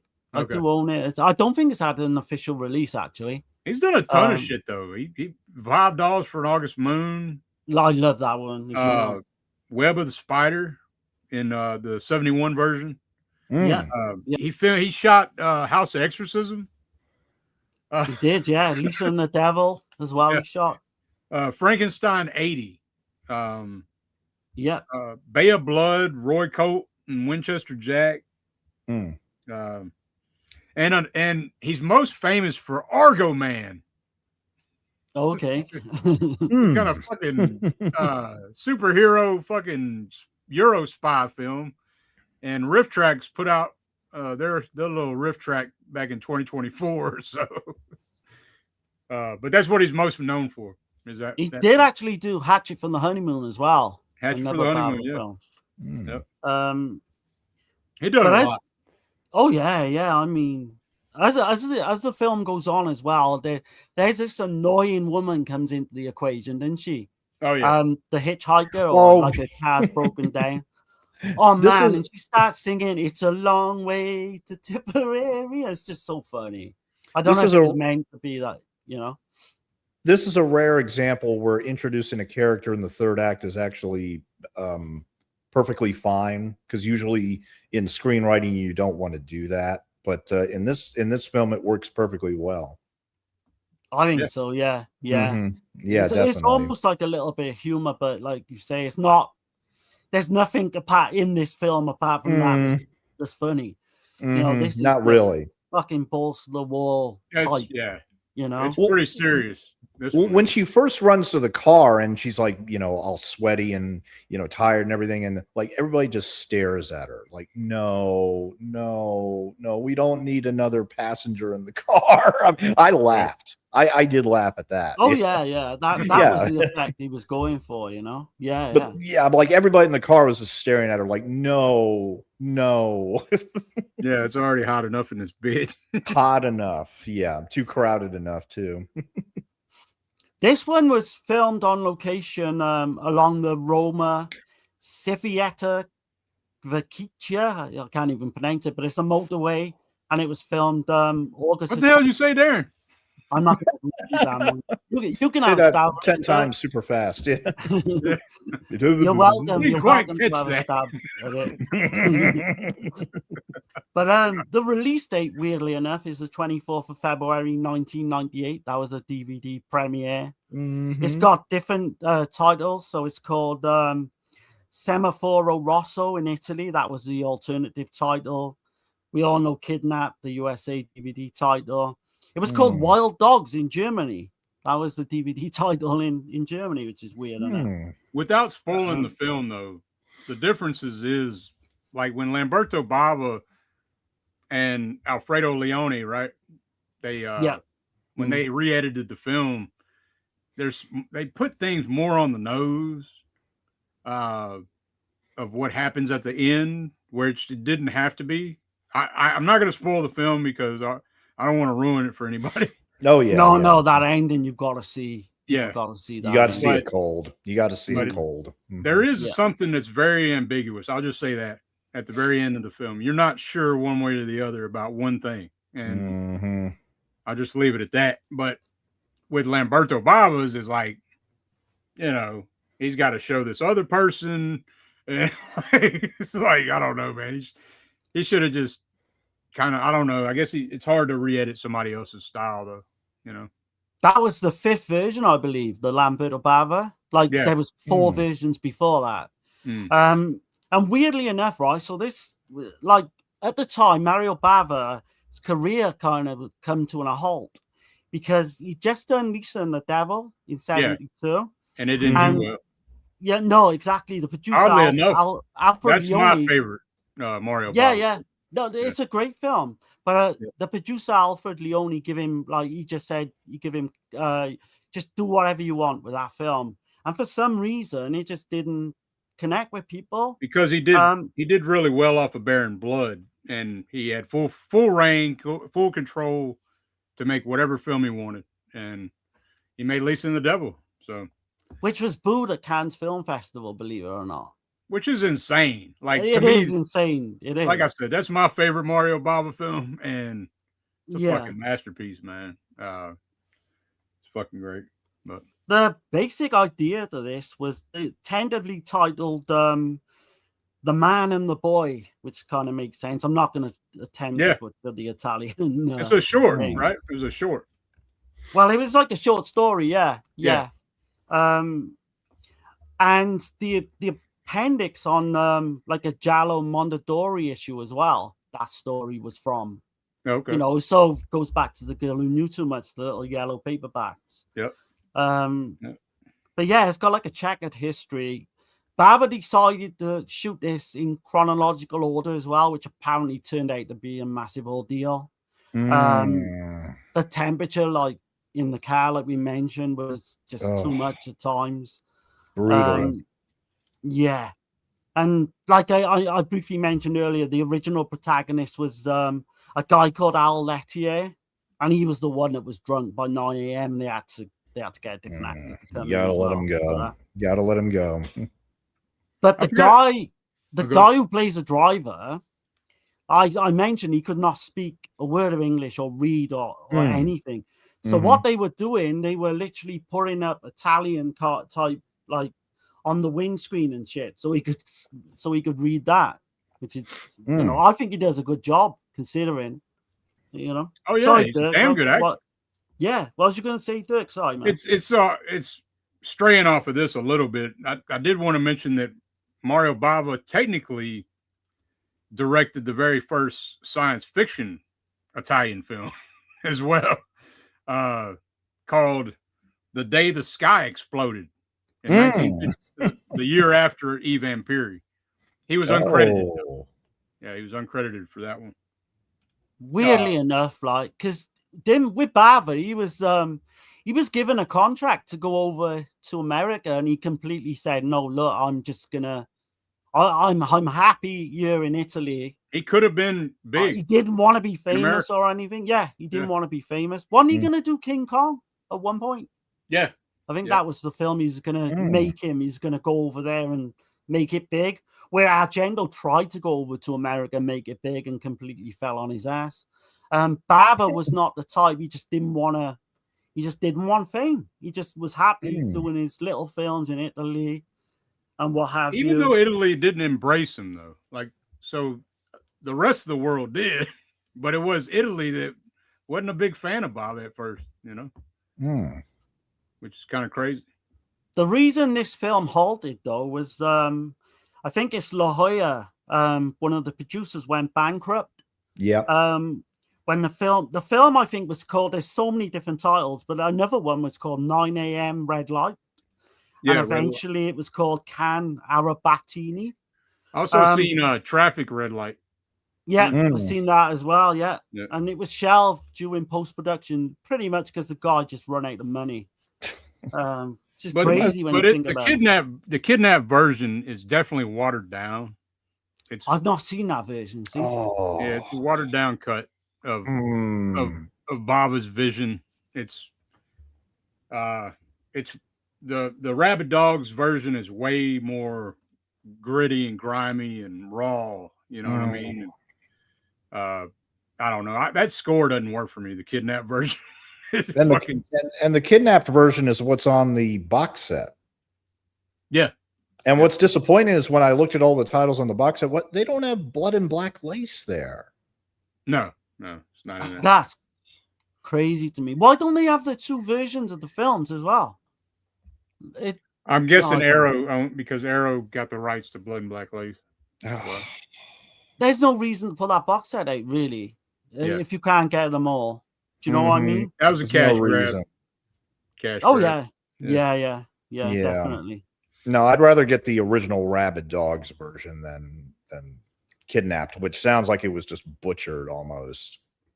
Yeah.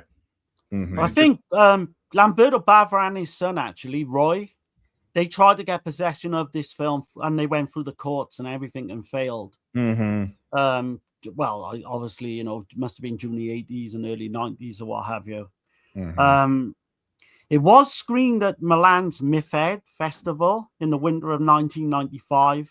Yeah. And that's where Dirk said that's got the first time it was seen. Yeah, that's the Red Traffic Light title. It was under that. And I think they had like a German journalist, Peter Blum, in stock, was the guy who put the money behind that one. But yeah, it was weird. They had to start all from scratch with the same recordings and doing the dubbing. And this didn't really even get a release until like 2002, right? I think there was like a grey market DVD in '98, I believe, but not America. Properly, no. I think in America it was 2002. Yeah. It was shown at the 14th Brussels International Film Festival in '96. So there was like bootleg versions going around. But I didn't come across this until, I want to say, only about 10 years ago, if that. So, it was a lost film for so many years, man. Well, I mean, the first time I saw it was when Kino put it out. Yeah. Whenever that was. But, no, it's, and that's not even the best version. That's the kidnapped version. Right. Yeah, that's when it's in a big box set. That Kidnap version's in the big original box set as well. Which I, for some reason, only got 1 volume of that, which is weird. But this, I'm sure, this will come out at some point because the version I did see, I presume, is the one on YouTube as well. It looks really nice. It doesn't look bad at all. So I can imagine, your Blu-ray version looks good, yeah, Dirk? Yeah, and like I said, don't get me wrong. Watching Kidnap it's not bad. Like if this is all you ever saw, you'll be like, okay, this is pretty damn good. But when you watch the Rabid Dogs cut, you're like, oh shit, I see like the difference. Like it's just, man, it's just too. I don't know, man. It's more tense. I'll put it that way. In the Rabid Dogs. Tense, yeah. So. The more I see from Bava, though, the more I like. And you think about it. The guy this is completely out of his ballpark. Like this is this is Italian crime film. Adapting and fucking making a badass film like he does, man. So many different genres, man. Look at like $5 for an August Moon as well. Even though that's like a giallo, it's got like a scientific type, like a sci-fi kind of element to it as well. He just completely nails like pretty much everything he's done. He's the one director I would actually say, I've not seen all his stuff, I've only seen his horror stuff. There's not a bad film. There literally is not a bad film. No. And more are being put out too. He's got that. I know you probably aren't going to get it, but I'm probably going to get that Danger Diabolic just to do it. I want to see it. Yeah, I might get it at some point. Yeah. But no, man, very, very crafty.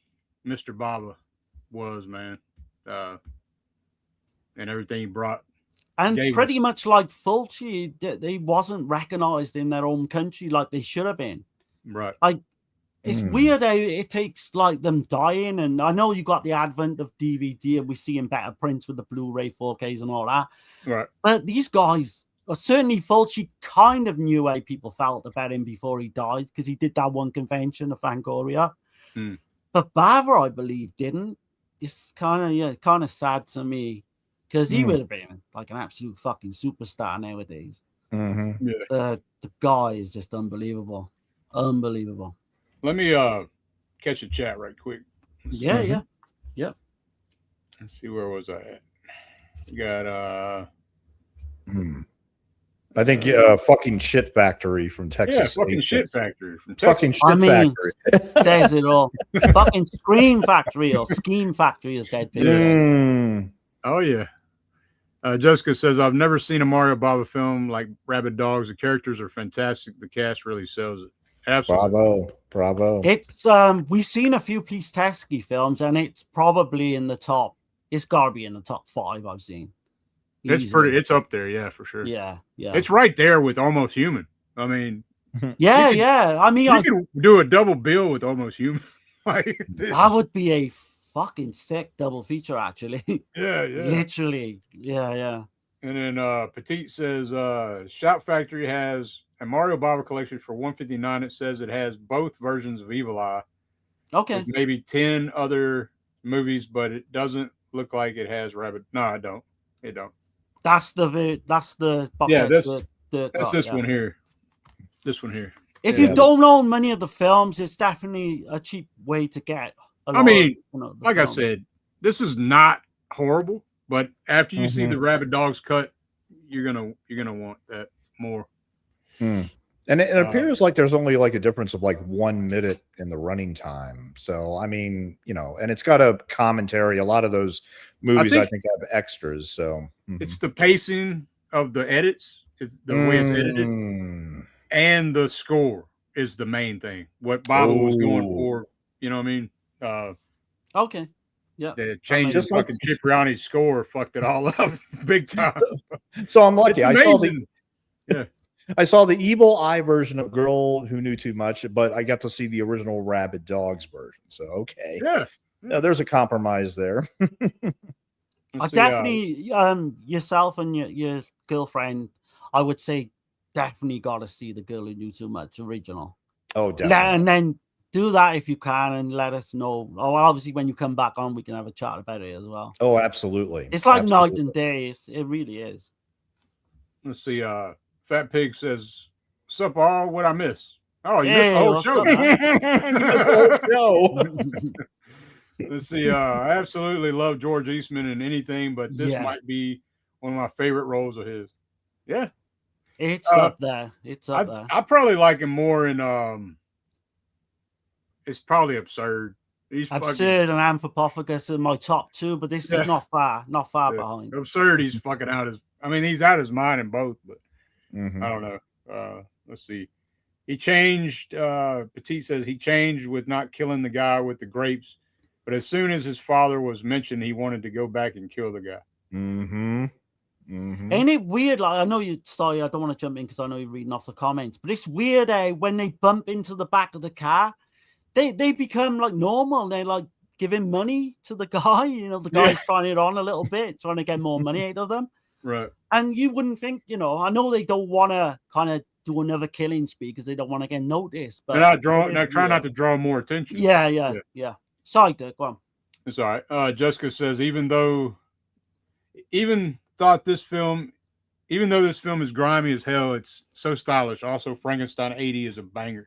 I need to see that Frankenstein 80. I am aware. Yeah. I haven't seen it. Yeah. I haven't seen it either. Let's see. Personally love the twist. I do too, man. I do too. One of the best. I didn't see that shit coming at all. No. No. I can't say you could foresee that coming. All right. We got Chris in here. What's going on? Hey, what's up, Chris? What's up, man? Let's see. Yes, he was going to be a part of the 70s Kong. He refused. Yeah. He did, yeah. Because Blood and Black Lace is Arrow and others are Kino. Yeah. But yeah. And thanks for subscribing, Eddie W. Yeah, absolutely. Awesome. Some new faces again in the chat, which is good. Mm-hmm. Yeah, man. But yeah, Mario Bava, what he brought to the Italian film industry and horror in general, like my personal, some of my favorite films are from him, man. For sure. The style, the tone, I mean the artistry, the matte paintings, the special effects, the cinematography. I mean, he's a fucking wizard, man. Like I said earlier, I mean, Mario Bava, I thought, like, don't get me wrong, he's in my top 10 directors of all time, and I've always loved him. Yeah. But he seems to, like, go up every time I go back and rewatch a film or... Yeah, every time we do any streams, right? Yeah. No, exactly. But you think, like, even in something like $5 for an August Moon, you've got the scene, or Bay of Blood, where you've got the scene where all these dead people are hung up, which the slasher film kind of, pinched all that from Bava. It's weird, man. He started so many trends and different things. Even though now, even Planet of the Vampires, right? With Alien. Yeah. He's highly regarded now and all that, but he still don't get the just rewards of it. Because he pretty much was revolutionary, I think. I could But we got to do the ratings on Rabid Dogs. We have, yeah. Oh, yes, yeah. Mm-hmm. So who wants to kick off? I'll kick it off. Go ahead. Go ahead. 8 out of 10. Okay. Yeah, super solid. 8 out of 10 for me. This was my favorite of the evening. Of course, without having seen Girl Who Knew Too Much, unfortunately. But, hey, I mean, the Rabid Dogs made up for the shortcomings of the other two films collectively. And so happy I watched it. Good. Well, I'm glad that you got one you really enjoyed. Oh, definitely. I'm pretty much in the same ballpark. It's like a 7.5, 8 out of 10. In terms of Police Teskey films, it's definitely up there for me now. And you got to think the Years of Lead as well was going on during this period, which we mentioned a lot. Go on, Dirk. I'm intrigued to see what the rates it. Yeah, Bava's Rabid Dogs cut, man, that rough cut is an 8 out of 10 for me. Okay, but all on the same. I wish I could have seen his finish, what he intended, his vision. Yeah. But what would you give him?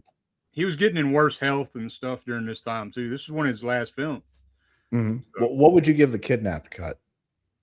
The Kidnapped cut, man, probably a 6 out of 10, just because the score is not as good. The way it's paced, the way it's got to over fucking explain shit, that pissed me off. I don't like being over explained on shit, in a film.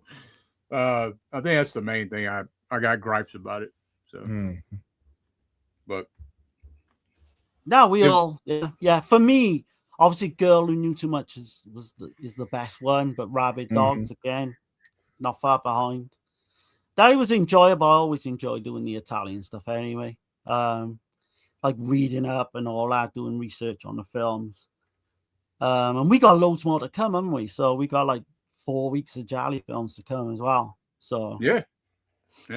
I don't know if you guys quickly want to show off anything that you've got in the last couple of weeks, or what have you? Yeah, we can do that. Hold on, I haven't got much. I've got like 4 or 5 things. Yeah, I got a couple things over here that I recently got in. So I know Dirk had a few. Well, I'll be right back. But yeah.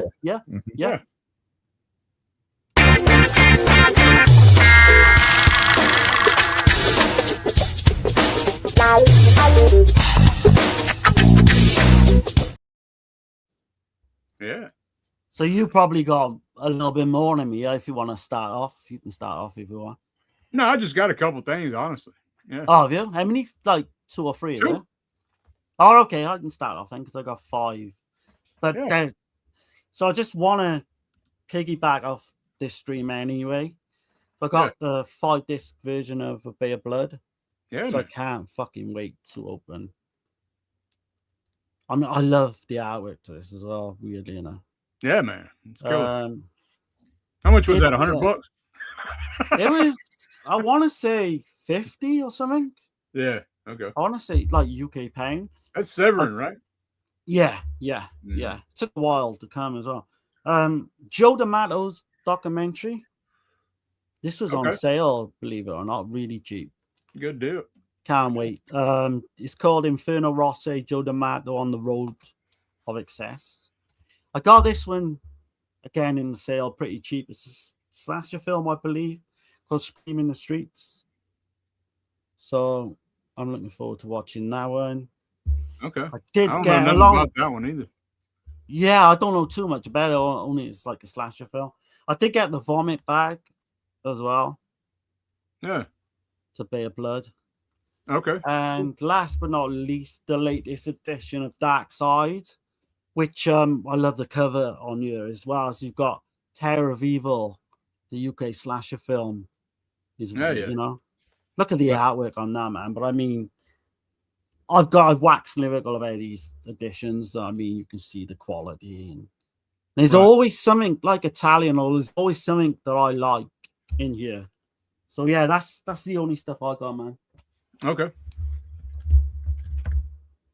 And the only thing I got was big shout out to Brian Goes Blue, man. He hooked me up. He actually ordered it for me. Had it sent to my house. I just paid him through PayPal and shit. So I finally got the Night Train Murders. Oh, okay. Yeah. No slip, but I believe all 3 discs are in here. And it's a great addition. That and the 88 films. There's not much between them. I feel like I prefer the 88 films because like for me, it's got better artwork. But yeah. But I mean, you know, I think it was like $20 or something. Oh yeah, I paid way more than that. Right. No slip for $20. Hell yeah. That's good. Yeah. And then, you know, of course, I got this one. This was on sale. There's a big MVD sale going. So I just got it off of the Amazon. It was like $23, I think. And that's Rats, Night of Terror, 4K. Oh man, I got the 88 films version of that. Yeah. I watched it once, man. It's fucking bad, but it's entertaining. Yeah, man. It's so bad it's good. Yeah. But yeah, that's it, man. That's all I got recently. So I've Well, kind of cut back on a lot of that shit. So recently, this month in January, I did a Sam Raimi ranking on Twitter, and I just saw Send Help twice over the weekend, which I really, really enjoyed. That highly recommend Send Help for everybody to watch it. Just a few here. I picked up this one right here called Crime Wave, directed by Sam Raimi, and it's got Bruce Campbell and everything.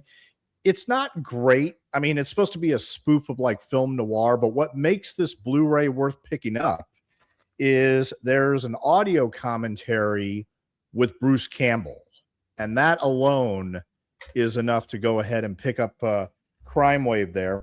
And my number one for Sam Raimi, believe it or not, on my ranking is actually this brilliant movie right here, A Simple Plan, starring Billy Bob Thornton and Bill Paxton and Bridget Fonda. Great noir film. I mean, yeah, ironically, like Crime Wave, they were spoofing noir, but this is actually a legitimately great noir film. Highly recommend A Simple Plan. And finally, this month, we are doing Hal Ashby, the great Hal Ashby, who directed films like Harold and Maude and Last Detail and everything. And I picked this out of print from Kino Lorber, 8 Million Ways to Die, which was his very last film starring Jeff Bridges and Rosanna Arquette. The feedback hasn't been great on it, but there are a bunch of great special features there, as you could say. There's a commentary, and there's 4 interviews, including one with Andy Garcia and one with Rosanna Arquette. And I also have another Blu-ray coming in the mail of Let's Spend the Night Together, which is the Rolling Stone documentary that he directed. But that's what I have. Yeah. Nice, Okay. Nice, man. Cool. Hell yeah. I've seen Simple Plan before. It's been a while. I've never seen that one. Yeah. I've heard it mentioned all the time. I need So to Send Help was that one any good? Stone. Which one? Send Help was awesome. It's number 3 on my Sam Raimi ranking now, right after A Simple Plan and Spider-Man 2. And by the way, Darren, this is an Arrow release. Okay. Yeah, this is a gorgeous, gorgeous Arrow release with a great commentary with Glenn Kenny and Farron Smith Nem. And there's also another commentary with production designer Patricia von Brandenstein with filmmaker Justin Beam. And also several interviews. I mean, great Arrow release. So that's not a horror film, is it? But is it a thriller, No. would you say? It's a noir. Where basically Bill Paxton and Billy Bob Thornton, they find all this money in a plane crash in like this in the middle of nowhere in the snowy mountains and everything. And it's a question of morals about like what they decide to do with the money and everything. And it just goes airy in so many different unforgettable and unpredictable ways. Really, really great film. I mean, this was the first time I had seen it, and I was actually surprised. I mean, because Raimi is, of course, known for his, over-the-top horror comedies and everything like Evil Dead, Spider-Man, Darkman, all those wonderful films. This stands out because Bruce Campbell isn't in it. It's very, very quiet compared to a lot of his other films, and it just, I thought it was brilliant. I mean, in my opinion, it's Sam Raimi's masterpiece. Did I hear you correctly? You said Send Help, that you would put that over Evil Dead? I would. Holy shit, man. I would. I love Send Help. And bear in mind, it's also from the screenwriters of Freddy vs. Jason and the Friday the 13th remake. Oh, shit. It's the best script That's high praise, man. I'm looking forward to seeing that now. Yeah. Best script they ever wrote. Best script they ever wrote. Gotta go some to be better than the Evil Dead for me, though. Okay. I don't think anything will top that. Yeah, Evil Dead kind of is the bar for me. Like, I don't know if you can get over that. I don't think it's possible to get over the bar for that one, but you never know. You never know. Right. But man, this has been great, man. And I always love it when we get to shine on some Mario Bava, man. And we got some more we haven't covered, but we're gonna spread them out, So. We will get to everything. Mm-hmm. Yeah. Because I know we've done a ton of Argento, it seemed like. Shit. We still got some big ones of Argento to come, though. So definitely stay tuned for that. I was gonna say, always a pleasure having Stone on. Have you got anything on your channel coming up, Stone, you want to promote? Not anything soon. I mean, I'm busy. I'm really busy working and everything. But Region Free is going to be next Friday. Yep. We'll be talking about the new films like Send Help and probably Iron Lung. And I was going to talk about Wuthering Heights.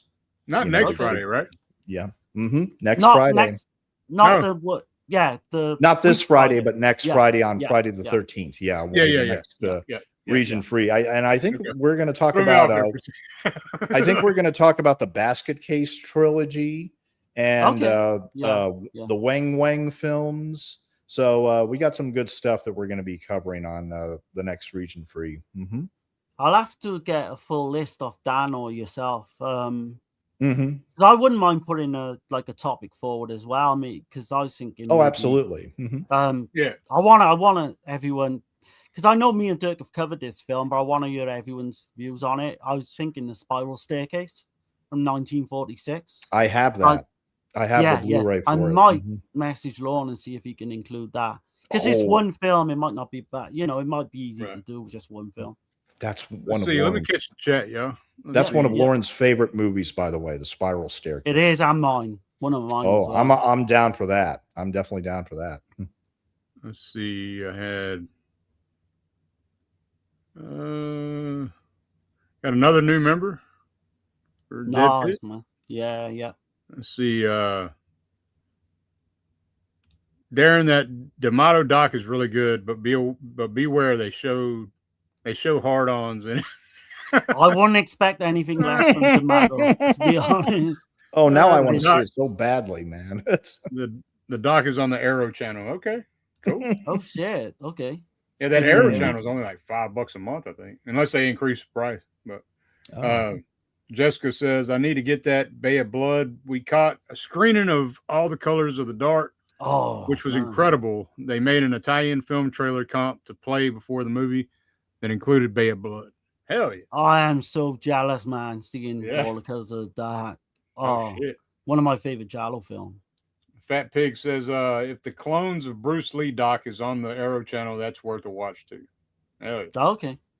I'd check that out for sure. Mm-hmm. Mm-hmm. Tex says, I bought the box with that in it. The doc is incredible. Hell yeah. Such a travesty. What happened to Shaw Studios? Nothing left but rubble. Fat Pig says. Fat Pig says, Ronin Flicks has a severance sale going on till tomorrow, by the way. Oh, okay. Nice. I agree. Finding films in the trash was horrible. Damn. Let's see. Red. Am I tripping, or is there another stream happening simultaneously on the Pit? I think one just started like 10 minutes ago or something. Yeah. Very possible. Yeah, very possible. Let's see. Fat Pig says they said hundreds of movies just totally gone. Okay. Well, yeah, man. Everybody have a great week, man. Appreciate you coming on, Stone. Always a pleasure. Always a pleasure, guys. And next week we got 7 Deaths in a Cat's Eye, Plot of Fear, and The Killer Must Kill Again. Man. About those 3 Giallo. Can't wait. But yeah, we got other stuff coming, man. I'm gonna kind of keep it held tight though for now. But yeah, man, I appreciate everybody. Y'all take care. I guess we'll get the hell up out of here. Stay warm, everybody. Have a good one, guys.